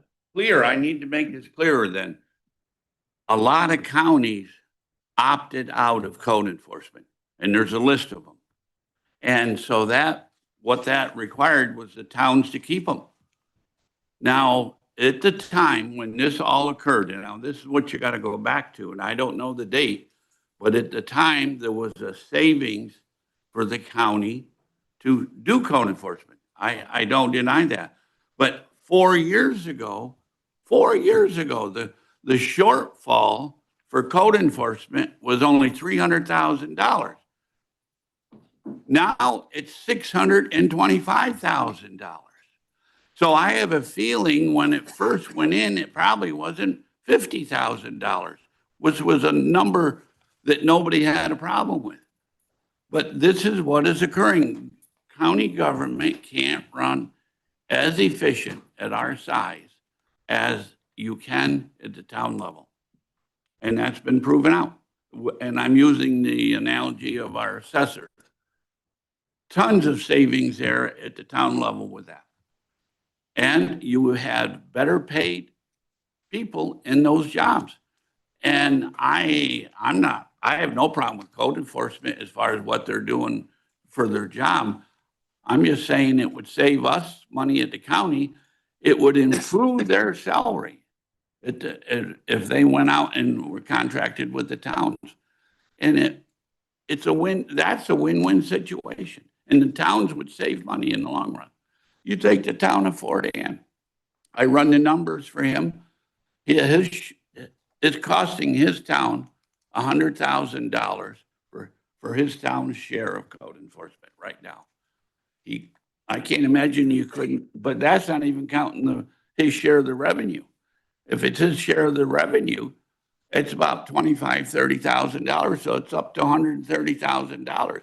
He could technically or ideally hire someone to do that part-time for the town. And it'd be a better paid position at the town level. And if 2 or 3 towns pooled that, it'd be like, I think there's one assessor working in the county that might also work in another county, making $150,000 to take care of, probably 10,000 parcels of property. And 2016 is the oldest year that I have on the current accounting system available quickly. Net cost was 78,313 in 2016. 9 years. See how it's grown? I mean, this is a runaway cost that we could all win at. Everybody will win. So, Yeah. First of all, I was one of the ones that had voted, and I voted erroneously because we were talking about a bunch of different things there. And I know Dana said we could share, and I would still be willing to do that. But I would still like to be able to utilize the county because there are many things that are unique. And it was 90,000, now we're up to 100,000 in cost. So I don't know where the numbers came from last meeting to this one. well, I'll tell you where it comes from. The 3 towns that are paying that shouldn't pay, they are paying over 25% of that cost of code enforcement. So when you take the 3 towns out, which eventually will get out somehow, that increases everybody else's by 8.25%. So where I was going, Dan, with that was No, I not that. just want to tell you where the number. No, I knew where they came from, but what I'm saying is, it was, I think 73,000 was quoted to Dana, 90,000 was quoted to me, and you just said it's gonna cost town of 40 and 100,000. So words mean something, okay? So in my case, where the county comes in valuable for us is, Kingsbury and us can work something out, and 40 can work something out, but there's things that are gonna be time sensitive that, I don't know if 1 or 2, or how we would work that out would be able to do. I have a lot of sewer issues up on lakes. We've got like 4 different lakes up in Fort Ann that have sewer issues that need to be resolved in a timely manner because the Lake Commission, the APA, DEC are all on their backs. We have over 50 short-term rentals that have to be inspected on an annual basis. which we have a guy doing now. So there's a lot of different code issues in there that finding someone that would be qualified to do that is not that easy. We had one, he was certified, we let him go. We brought on two, we got two, one salary, but we split it between two different ways. We certainly would be more than welcome to enter the town of Kingsbury to do what we can do through there with the code enforcement officer. But what they may need for their needs may not be exactly what we need for ours, and maybe the time that we need to do it in, because some of the things are different. They don't have to deal with the APA, they don't have to deal with somebody, the Lake George Park Commission. Some of those things are on our bigger lake up there on Lake George that we need to deal with. We're talking about sewers and those types of things. So, you know, if you, and rightfully so, he was counting 40, and I think it's one of those three. It was brought to my attention that I had voted that way, and I said, well, that was not my intent to do, but I did it, and it's on record, so it's there. But I'm just, On that point, just to echo what Sam is saying, to administer to the code enforcement requirement would cost Putnam more than it costs us now utilizing the county, and that's why we're obviously doing that. So there's efficiencies with that in terms of scale and scope. And so that's the concern that a smaller jurisdiction like Putnam would face, is it would actually increase the cost for us. I just divided it out by the 14, it'd be under $50,000 for each town to pay the county if you went that route. But if you think, if we did that on our own, it's a $35,000 job if you gotta give health insurance or retirement. So it's actually, it's even, yeah, so I don't know. We're not as far out of line at the countywide if you look at it that way. Interesting. If the books work. Nate? For the county attorney, how much time do they spend in a month on code enforcement issues? Because I have to think that the attorney side that we haven't even talked about yet to complement the code enforcement on a decision that somebody doesn't like. Now they're going to take it, do an Article 78 or whatever they do. Imagine that's got to be valued in somewhere. John, you want to come up and speak into the microphone and give us that?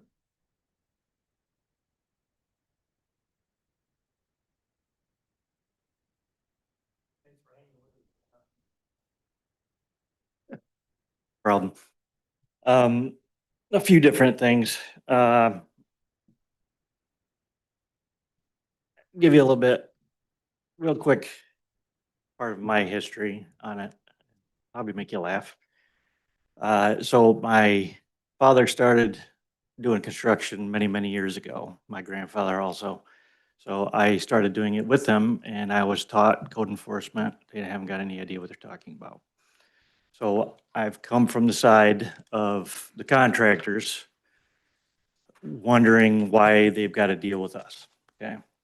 So in support of code enforcement, I now see the benefit of code enforcement, okay? I don't think anybody is saying that there isn't benefit for it, okay? So like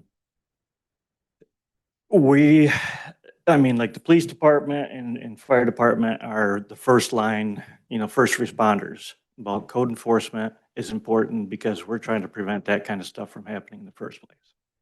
Okay, so it's very important to have code enforcement. Now, as far as the current scenario at the county versus sending it to the towns or the towns taking them back, there are definite benefits to having a department, not just one person or two people, okay? First of all, the pool of knowledge that I have over there,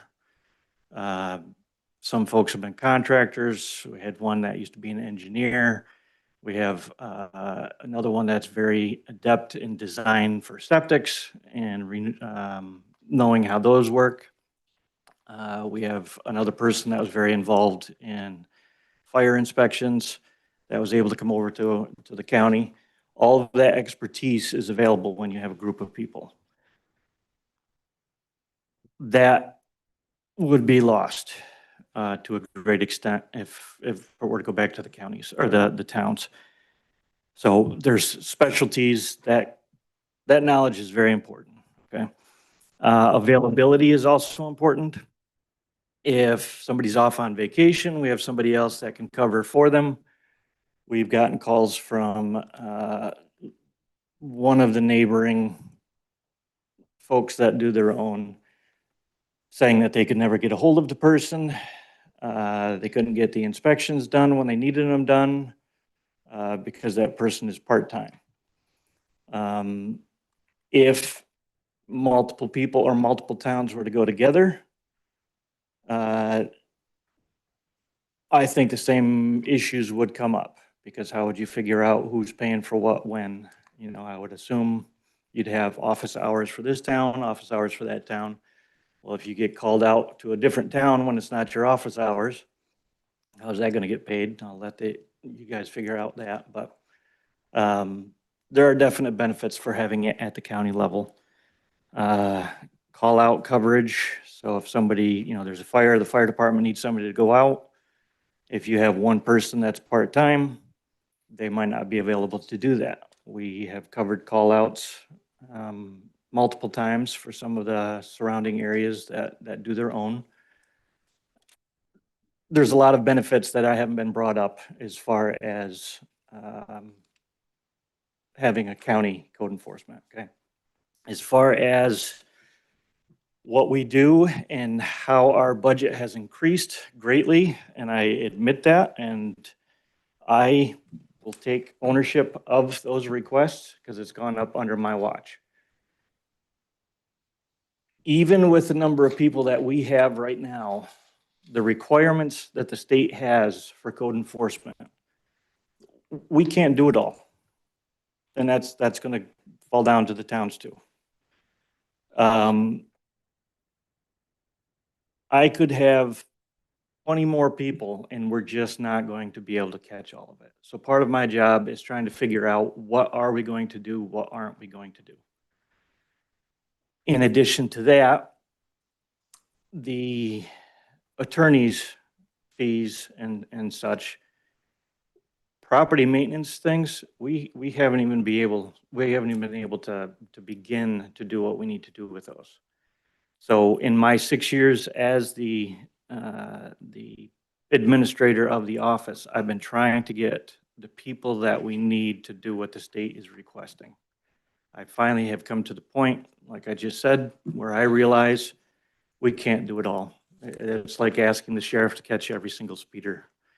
You just can't. So we're trying to do the best that we can with what we have. I have no more intentions at this moment to ask for any other people. But even with the number of people that we have, we can't do it all. And as far as efficiency, I strive every day to try to keep things efficient over there. Having a team of people, it helps to discuss different options to figure out how can we make things more efficient. So I think what we have, although not perfect, is better than the other options.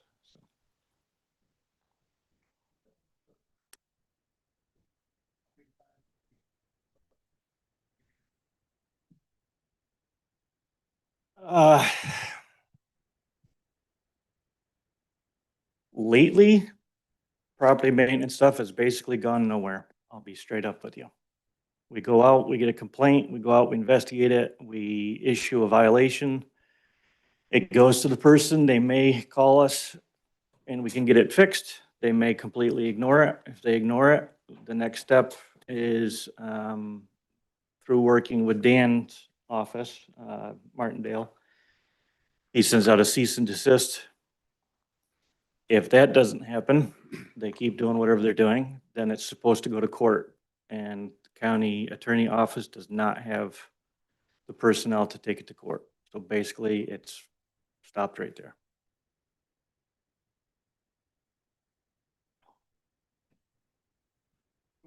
I see at our town level is with any small town, even large towns for that matter, is having to store all the records, the COs, and getting the stuff to the, you know, through the tax, through real property, of getting everybody on board. That's, so to us, it's a huge benefit, but I don't know if everybody sees that's how it works. That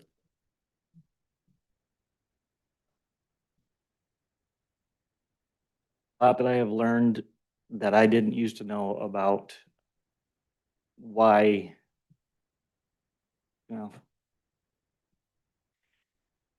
code enforcement is very important, but that's not the question here. So I still think that the best scenario is to have a team of people that can be informative for each other, share ideas, share thoughts, try and figure out together if there's a question that comes up, hey, you know, what do you think this means?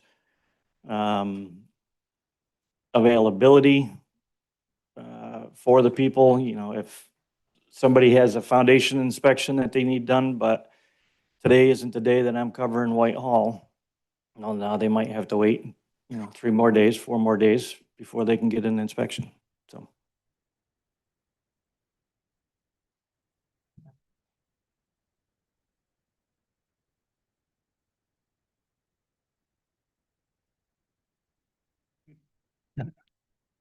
He calls a fellow superintendent. So I guess I don't understand.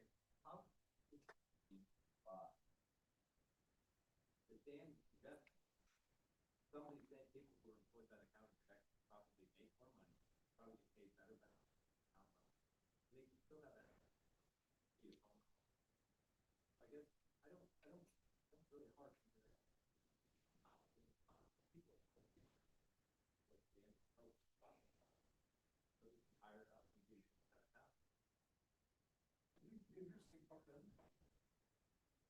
Number of people we've trained is why they would be available, because we had to train them all.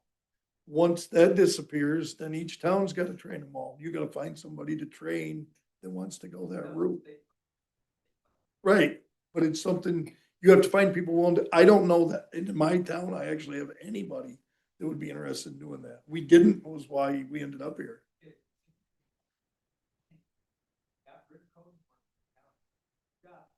Lost, they're still there, they're just repositioned into the towns. But that where there's a better level of accountability. We have a $625,000 loss per year right now. You have to be alarmed by that number. Well, even if we, like I said, it's about $45,000 is what each town would have to pay that's using it, not, that's without the 3. And if that's the case, it would be cheaper for us to pay the county than it would be for us to hire somebody, train them, and try to retain those records. Yeah, no, but I think that's it. That's why I said, that's why I said that's a 4th thing. Right. So I see good earlier. I get the point, but even though we think that's a huge number, for me, that's probably a win if that's all I gotta pay to get the service. But I don't know if every town feels that way. Dave? Well, I think what we had in the last finance meeting on Monday, we voted to keep code enforcement the way it is. With a caveat, we would take a look at, could we carve out the pieces for Kingsbury and Easton? Who else is doing it? Port Edward. See if we could take those out. So why don't we concentrate on that path to figure out, is that legal or not? Can we Already been do that? answered. Pardon? It's already been answered. He started the conversation with that. But there is other ways, and I think the 3 things he said and the last one that I just said, I think we should look at all 3 of them going forward. One option you do have to do is to cut down code enforcement for a day or for an hour and rewrite the rules, which is the cost is contracted out to the different towns. Every town has to sign on to get code enforcement. And the ones that don't sign on aren't charged for it. You wouldn't need to And shut that would down, be you'd really have that all in advance. That's what I'm saying. right. You That be you all could done. easily do that. That's But good. you can't do it this year. I understand Right. that was my point because everybody's adopted their budget. But you know, in all reality, your numbers aren't right when you keep saying 45,000 per town. Because I was under the premise that 2 or 3 towns could go together, which would drive the cost down for those 2 or 3 towns to 10, 15,000 apiece for a part-timer. So you're using the wrong analogy to say every town's gonna get hit with this big number, because that's not true. Otherwise, the three of our three towns would get out in a heartbeat and get in with the county if it's that free of a ride. We're saving money in our towns by having our own. Paying them far less than that. Well, but we're getting the revenue too.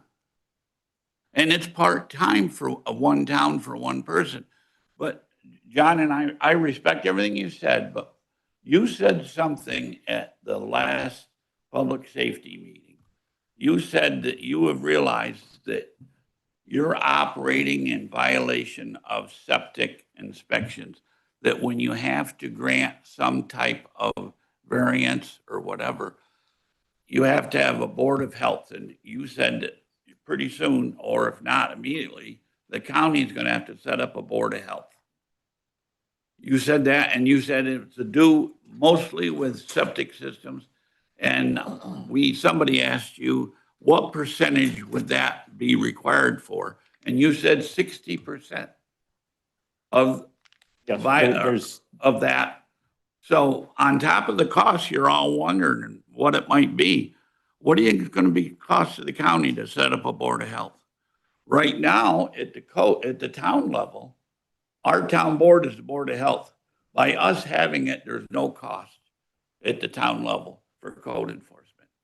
So, you could be adding another 4 or 5 employees. And I remember Bob Pinky saying at that meeting, oh, we could get volunteers. I'll guarantee you won't, and 2 had to be doctors, and 1 had to be a supervisor, and 1 had to be an engineer or something on this board. Try to get them with their licenses to volunteer and take on that liability. You're going to have to pay them. And he's already admitted we're in violation of that. I'll tell you one thing it's gonna cost the townships. The town of Whitehall took somebody to court. It cost us $10,000 to clean it up. And that's not counting the attorney fees. That's just one case. What about the other 5 I got in the town that the county doesn't do anything about, but the town's gonna? And you're saying we can get away with it cheap? $10,000 for one day's work is not cheap.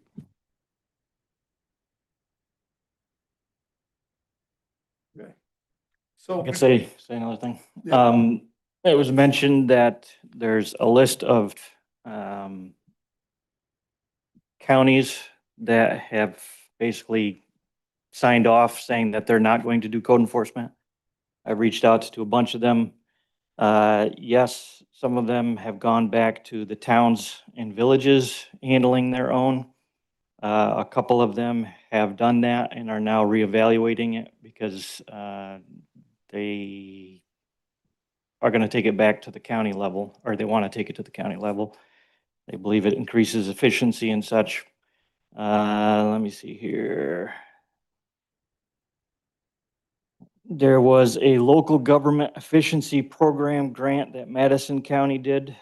If folks are interested in doing a study on this, where 50% of the grant, or the grant paid for 50% of a study to see countywide or multiple, if it was what made more sense.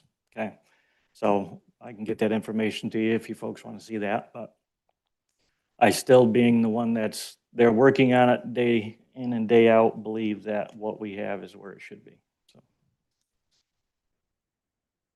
But we do have the gap. Should we again revisit what we're charging for code enforcement for permits and stuff? I mean, some of these numbers haven't changed for quite a while. Yeah, I did some of that last year, and the board approved what I had submitted for that, and I am in process still for reviewing some of the other ones, because yes, our department, our code enforcement, as a central New York State requirement, was back in 1985. So we have files back to 1985 over in our office, and some of those prices I don't think have even changed since then. So yes. Yes. We are looking at new sources of revenue. Yes. Yep. Any other sources of revenue you can think that we're not looking at? Well, last year we increased, well, as far as additional ones. Yeah, For an answer now, but you Okay. should be looking at. Okay, I'm yes. saying we should be looking at those. looking at the whole thing. And by not having a firm property maintenance law in place, what that generates is a lot of time on the code enforcement part and also angst for neighbors. And if you didn't have to spend, if you had a law that worked, right? If we had a law that worked universally across the county, you wouldn't have to be running on a treadmill all the time. So I had talked to, I know it's a consistent problem across the county with different properties. And maybe we need to revisit our county property management law to see if we can't have more teeth in that. I know with the town of Salem, we're going into a master comprehensive plan. I would like to include that in our plan because there's a lot of blighted and unsafe properties throughout the county that you spend a lot of time at. And you don't get anywhere. Right? Yes, correct. Have you looked at property maintenance laws? I have not, separate from Yeah. property maintenance codes that we enforce. Yeah. I think it's worth looking at because I think there's a lot of wasted time there. And both the attorneys and you and in the courts. Because the towns don't have the laws in place to be enforced, or neither does the county. Yeah, one of the reasons why, well, we used to go through the DA's office for property maintenance cases, and we're now going to, I'm working with Dan to set it up so it's going through the county office, county attorney's office, because that way we can actually get fines for people that aren't correcting the issues that we brought to their attention. So that will be, when it gets there, that will be a revenue source. What we're ultimately looking for is compliance. We're not looking for the money for it, but we're looking for compliance, and just the history of it. There's going to be money coming in from. So I have a question. Al probably knows the answer to this, or maybe. So if we find a property that's blighted and the town pays to clean it up, can we re-levy that onto their taxes?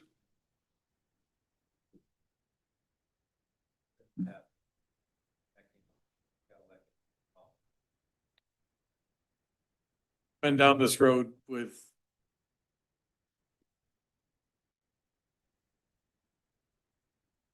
I think you remember Mr. Nick is coming to the board and having that conversation, so. We had training about a month ago, and they had the city of Albany code enforcement attorneys. They had 3 of them.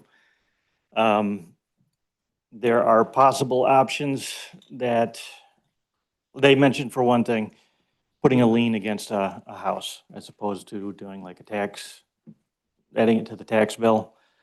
You go out, you clean up the property. It costs, $5,000 to do it. You put a lien against the property, so if that property's ever sold, the county gets the money back, or the town, whoever's doing it. When that happens, if it's sold, you get the money back. If it goes up for auction, you do not get the money back, correct?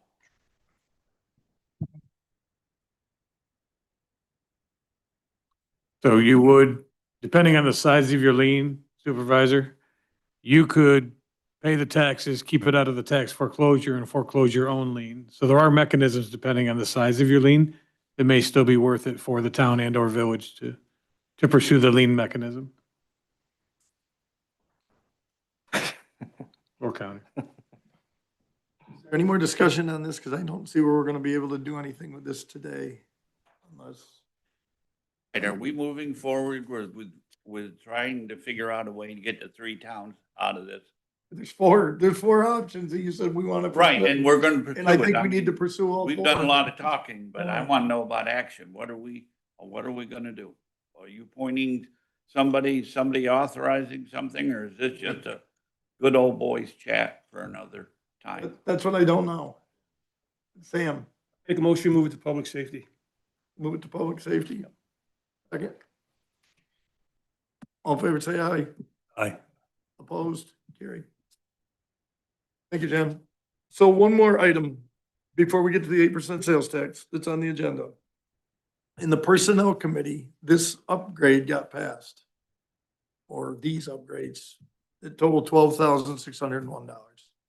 I don't know if the Finance Committee wants them in or out, so we have to have a resolution because they would need to be budgeted. So I need a motion. Dave's gonna second. It's $12,601. Is there any discussion on this? All in favor, say aye. Aye. Opposed? Funded by contingency. What? Funded by contingency. I would do just the same way as I've done everything else. That would be contingency. Okay, it passes. 8% sales tax. Mr. Hahn left. He was the one that wanted this on the agenda. So I don't know. He was probably gonna lead the charge. So it's a discussion that's on the agenda that we either do want to have or don't want to have. So who wants to start?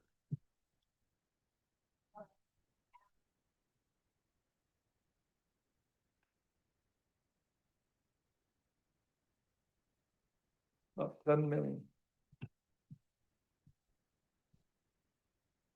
Say that again, please, Brian. 10 million. Thank you. Yeah.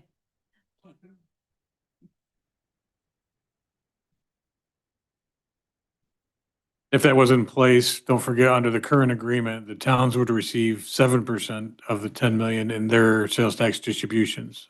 So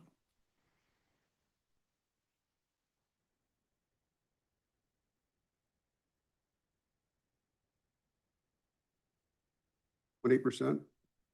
One told me they'd like Washington County to come with them, but they're gonna go anyways. Was the last I heard about that. I think Bob had some discussions yesterday, but he's not here, so we can't chime in.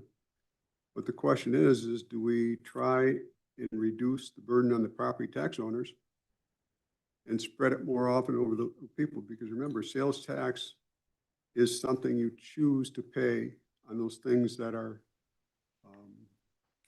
they're not necessary. You can decide how much stuff you buy and keep. That's right. That's That's what- right. It's not something you can choose to pay. Gas? They're not necessary?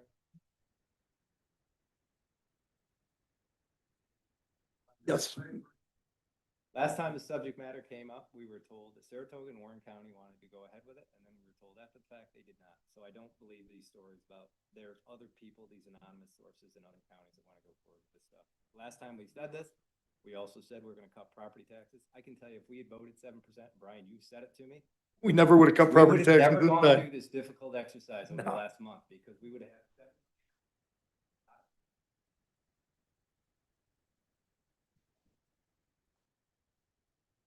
We're going to do the same thing. We still have areas. They brought up and they've been voted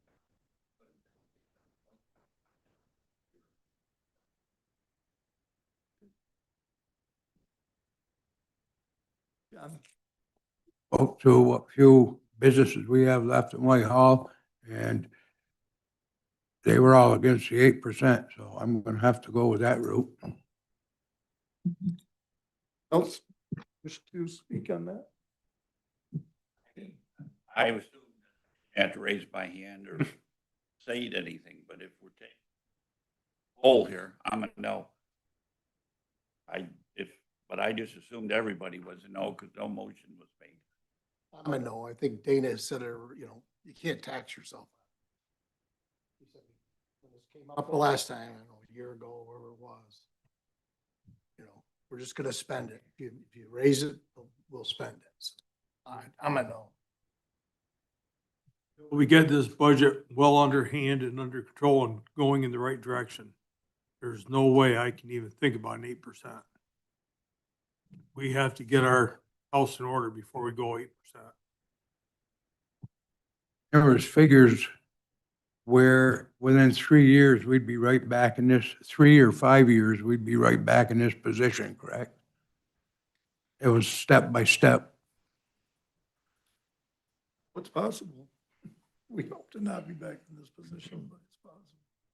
I mean, we would absorb that, what we gain, we would absorb within 3 to 5 years. Yeah, I it was think hard that's to make what it was last, made it was up hard to to be. make it last 10, and originally we were trying to show a tax reduction on real property if you had this. But if it had come in right now, if that was starting the first of the year, there would be no tax reduction.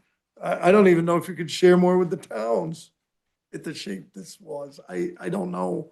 I don't know how that would work. This situation kind of festered all at once. So I don't know.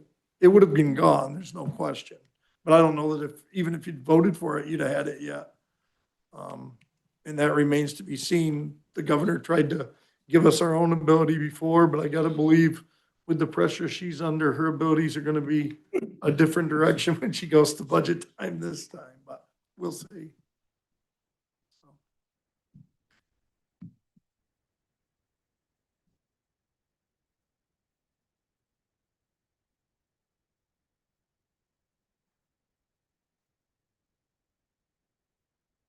18 months to 2 years. is Yeah, what I'm it's, told. well, it's according to whether remember the governor in her budget tried to give everyone their own ability as an entity to just pass it on their own. Well, it may, it's according to what gun she's under. Was approached by the Warren County Administrator who wanted to know if there's an appetite in Washington County to go to the 8% again. They are talking about it again in Warren County. We were told by the senators and the assemblymen that we need to have more than one county go to 8% at a time. They'd like all 3 counties, Saratoga, Warren, and Washington, to go at once. But if we got 2 out of the 3, that would be the way for them to take it forward, is what they had told us a year ago when we talked about it quite a bit. I guess I just have a question, because I understand we don't want to raise taxes, and I understand taxing yourself out of a bad situation. I guess I'm not clear on what we're going to do then to change our situation going forward. So if we don't want to tax for it, I don't know where the extra revenue's coming in, because our expenses are going up every year, right? So we can keep downsizing county employees to the point where we can't provide services. And I'm not saying this anyway to be, to say anything against where you're going. I guess I'm just trying to understand where we are going forward, how we're going to change the situation, because we have employees right now that are going to lose their jobs. And that's, something we're going to have to deal with. And so next year, what do? We cut workforce even more, and we don't give raises again. We are going to start losing people. I know I'm right on this. I know we haven't seen a mass exodus yet, but we are going to start losing people. I've heard it from employees. I've heard it from department heads. It's going to happen. So I guess I'm not sure how we're going to provide the services that we're expected to provide to our public without paying people and without the staff. So I guess I'm missing something on how we're going to improve things going forward. And the challenge is, as we become an aging county, they're going to need more of our services. That's what's happening right now, That's is what's they're happening. using more of our services, and that's what our expense is going up. Ours is creeping up there too. I've seen this from the other end where the prison closed. And I saw our business that took hit because those people would come in from other counties, would stop at the places in Fort Ann, if you will, on the way to the prison, as they would in Kingsbury, Fort Edward, depending on where they were coming from. And they would buy their things. They'd buy their chew, their cigarettes, their beverages, whatever they're gonna take, whatever the thing was. We've lost that sales tax revenue, okay? But that was people coming from outside the county that picked up some of the expenses because they were paying taxes in our county to support things in our county, which meant that hopefully we wouldn't have to raise it as high for those people that we have. I sit there in the morning now that they're closed and I watch all the vehicles that go by and they go up to Super Stop and there's 10, 12 trucks that are parked in there and the guys are all in there getting their stuff. When you look at the amount of money that would have to help with us, They all use they use our infrastructure on the county roads, on the state roads, but they're paying nothing if they're from out of the area. You know, that's part of what tourism does, is it brings that additional monies in to be utilized for these kind of things. Do we want to get it to the point where we use it constantly as a basis to put our budget on? No, because it can go up and down and all over the place based on the economy. But the fact of the matter is that they're going to put it somewhere. I went to a reenactors thing down in Saratoga 3 weeks ago, maybe 4 weeks ago now, and I was approached by one of their higher ranking individuals that said they're only a year away from being where we are right now, and they want to go to 8% sales tax. They didn't have the appetite to do it this year, but they're looking to do it. So I know I've confirmed that. I know Melissa has confirmed that, and we haven't seen anything from officially from anybody else. Dana? Think about that statement, what you just said, and I appreciate you saying that, Sam. Saratoga County, is that who you're referring to? How much sales tax have they already taken? And they want more. How much does Warren County take in? They want more. Lifestyle drift exists with individuals, organizations, as well as municipal government. You give them more, we're gonna spend more. It's time you gotta control it. Now, we're in a bizarre year, I would agree. I mean, but I don't think this has been the norm, year after year after year. I don't think you'd panic and hit the panic button and say, we're gonna charge 7% sales or 8% sales tax. Because that money would be gone. Listen, we would not have gone through any of this in the last 4 weeks. Had we had an additional 7 million, we would have spent it.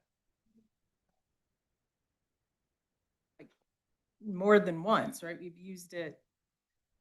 Yeah, so And that's cut how we. expenses this year. Is that We true? don't spend it, we use it to not tax. This last time was an anomaly that we would never have expected, especially where it happened. That's.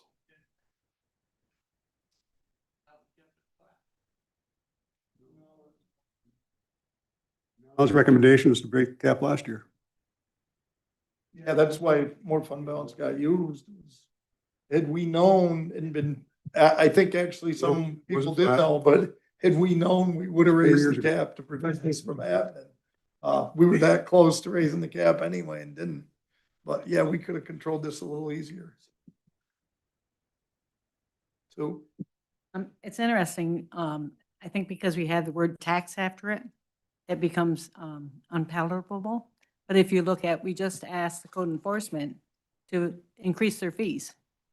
Okay, so it would cover up their. Well, they're all one and the same, whether it's fee or tax. That's exactly what I'm saying. Occupancy tax, we just put a 250 per unit, which is another, it's not a tax, but it's a fee.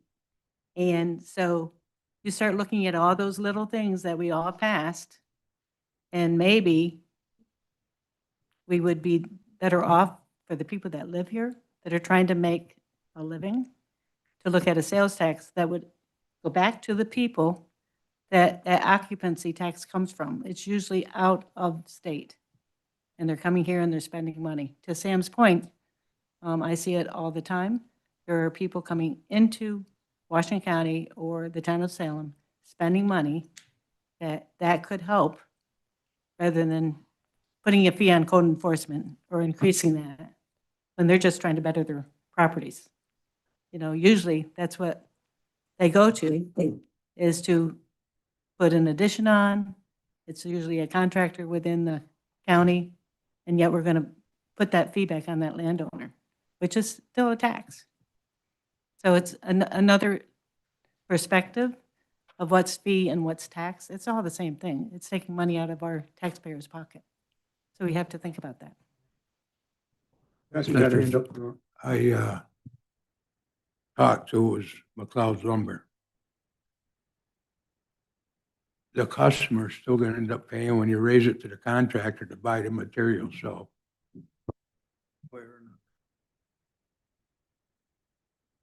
Dana?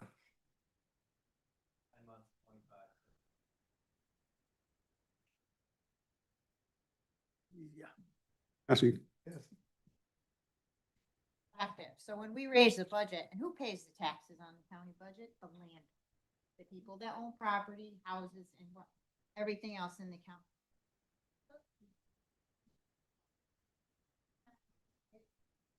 Property owners and business owners, but it also.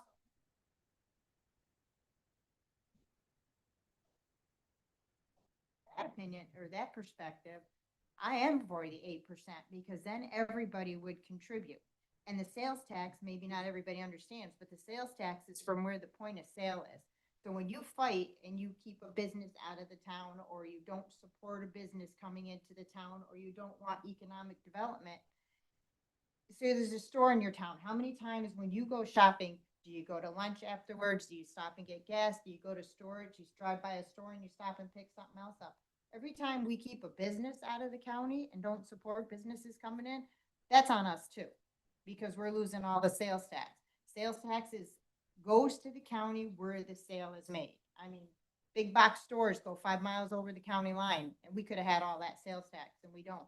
Saratoga and Glens Falls have the hotels and the malls. We don't have any of that. And from my perspective, watching everybody come in and out and like to dictate and complain about taxes, and they don't pay taxes. They don't pay property taxes. All the businesses I've talked to are against it. So, and that's. Well, they might get it, they don't get the tax They, bill. let me help you, they do. I charge They them get- the tax portion of my rents. They do pay it. Everybody pays part of the cost. It's an indirect cost or it's a direct cost. They pay it. The other point, when you're saying point of sale, if I have a refrigerator delivered to Kingsbury from Best Supply, it's supposed to be taxed at Washington County rates, correct? Same thing with a car delivery. Well, you didn't say, you just said point of sale. It goes to the, I understand what you're saying, Dana, but from the other perspective, you know, there's not that many businesses in my town. And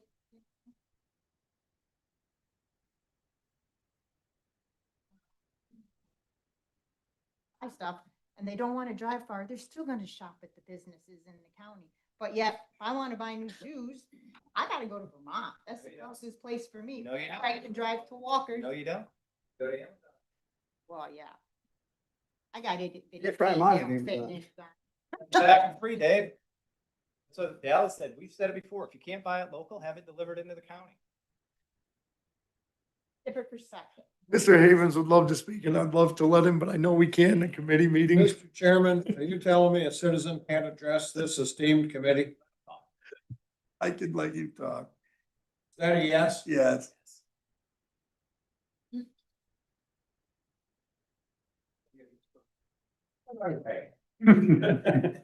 But it is a bad precedent, though. Gotta be 125.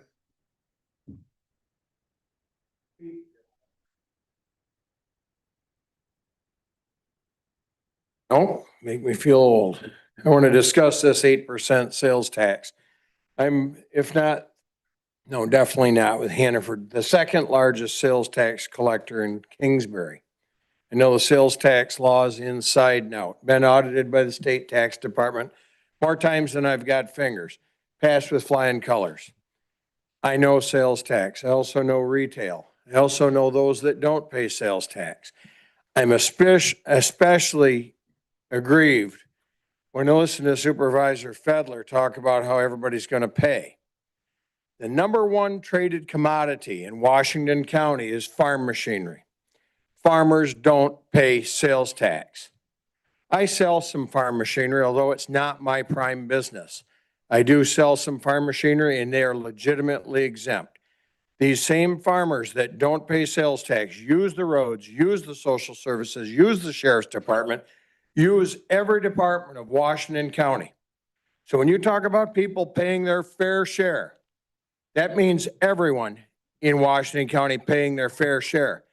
I'm also especially aggrieved when I look at I read license plates, a little hobby of mine.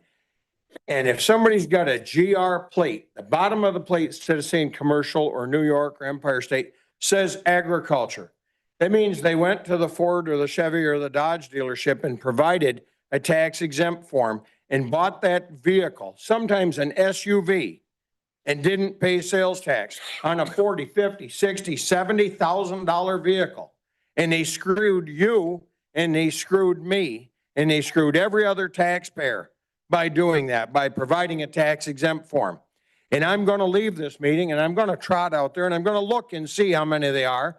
Then I'm going to write the plate number down. Then I'm going to go over to the sheriff and I'm going to get them run. And I'm going to know the names of every one of you that doesn't have a pickup truck with some hay chaff in the back of it. Because I've had enough of this 8% sales tax nonsense. I've come and explained it at length to supervisors when it was in committee last year, Mr. O'Brien and Mr. Campbell and Mr. Nolet. They all know my feelings, and now you all know my feelings. This nonsense has got to stop. We barely have any retail in Washington County.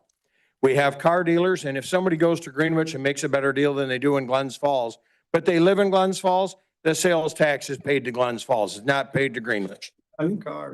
Cars are paid to your home jurisdiction. All right, okay? Now, if you come to my place, you buy a lawnmower and you live in Queensbury and you pick it up, the sales tax goes to Washington County. If we deliver it to Queensbury, we charge Warren County. If we deliver it to Vermont, we have dual authority. We charge Vermont sales tax, and that gets complicated because they've got multi-jurisdictions. Now, I'm telling you, there's a hell of a lot to this whole sales tax game. That poor girl that I'm married to has white hair now, and she didn't, because she makes sure every time we do that return that that tax is remitted to the right place. Now, if you pass this 8% after these this shell game that Dave O'Brien's playing of these other counties, I'm telling you, they are going to not do it because they are going to win. And the people, the very few people that shop in Washington County and go to Walker's and buy Carhartt jackets are going to trot right over into Warren County or Saratoga County and buy the stuff. That's how this is going to work. We already are at such a disadvantage. Many, many years ago in the 50s, our forefathers here at the Board of Supervisors had the chance to have the Northway come right up the east side of the river. Would have come right by my old family farm, but they chose not to. And I 100% support agriculture in Washington County. Be honest with you, I'm very glad that they didn't choose to have the Northway come up through. But with that came a price, and that price is exits. And exits have motels, and they had restaurants. We gave them up. Our business here is agriculture. We have to work together to make sure that we keep the expenses under control. I'm sick to death of what can't be done. There's so much that can be done that isn't being done. When I look at code enforcement with a $625,000 deficit, and John stands up here right now and hasn't raised fees since 1985, fees are taxes, you rest assured they are. But you know, they're a choice, and farmers are going to pay that fee if they build a building, whereas someone who doesn't pay sales tax doesn't pay it.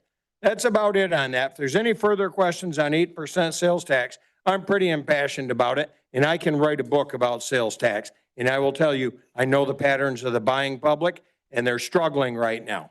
Our business is nowhere near as easily made as it once was, and the only way that we're going to survive is by being very careful with expenses. This county's got to be run as a business, and it's not a charity ward.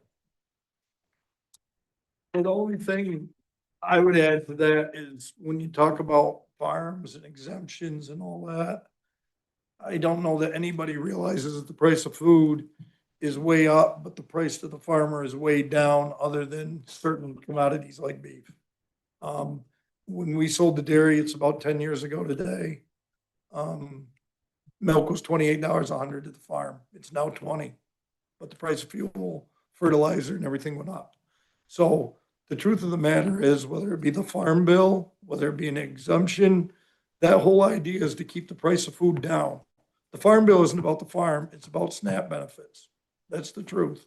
That's the only thing farmers ever get, and the only reason we get anything in the farm bill is because the amount of people that get SNAP, and it controls the price and forces the price to the farmer down. So your increase in most everything is in the transportation and the middleman. It's not at the farm level. That's a huge problem. So if you want food to be higher and more expensive, take away the exemptions from farmers, because you drive up their costs. Let me tell you, you haven't seen the price of food yet that you can afford if you do that. So I kind of know that part inside and out too. Make sure you know I did not suggest taking away an No, but make that clear. I get it, but when you talk about the exemptions are there to help the farmer survive, not even to thrive. That they don't thrive is the problem. But you know, some of their debts are more than they will ever recover when they sell out. And that's a problem. And that's what your food source depends on today. So I like to look at everything full way around. And so I like the big picture aspect, and I thank you for, straightening us out on 8% sales tax. But the big problem is when you go to the state and you want something, they say, well, why are you coming here? Every county in the state is at 8% except you, Warren, and Washington. We're not gonna give you anything because until you take care of your own house, we're not helping. No, they aren't. No, but they still use that on us. But, right. So this budget, the whole idea was to take care of ourselves. I've given it an honest effort and hope that everybody appreciates that. But next. I do have to say something about our farmers. In the town of Salem, we have some of the best. And quite frankly, the landscapes and the hard work that they do and the dedication they do to our farms is so respected and admired. I question whether or not they have to have building permits and pay fees for their property upgrades. If they don't have to, I'm thankful for that because quite frankly, they don't have it easy. And to keep food on the table, we need to support our farmers and the right to farm law. It's a community supporting farming and agriculture. And we know that we're going to have some give and take a little bit because that's what we have to do regarding a farming community. I know when I sat next to, was it John LaPointe that used to sit here? The first thing he said to me is, Sue, I'm sorry for you. I got the legs, you got the farmers. I am very proud to be in a town that has farming. Went through a reassessment in Hampton. And the cost of this budget we're passing is an increase in their taxes of over $2,000. Gave the message of what it was for $100,000, I forget what it was, but over $2,000 this tax increase has meant just on the county tax. On the school tax, doesn't matter, but there's another $1,000. So the stupid prices people are paying for land is affecting our farmers. And when you go through your reassessments, John went through it. He's seeing the impact. I think his increase in his total assessment was impact is huge.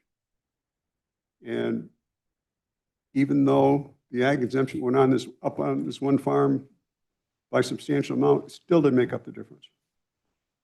The assessment of that farm went up over $1 million in just this reassessment, more than doubled.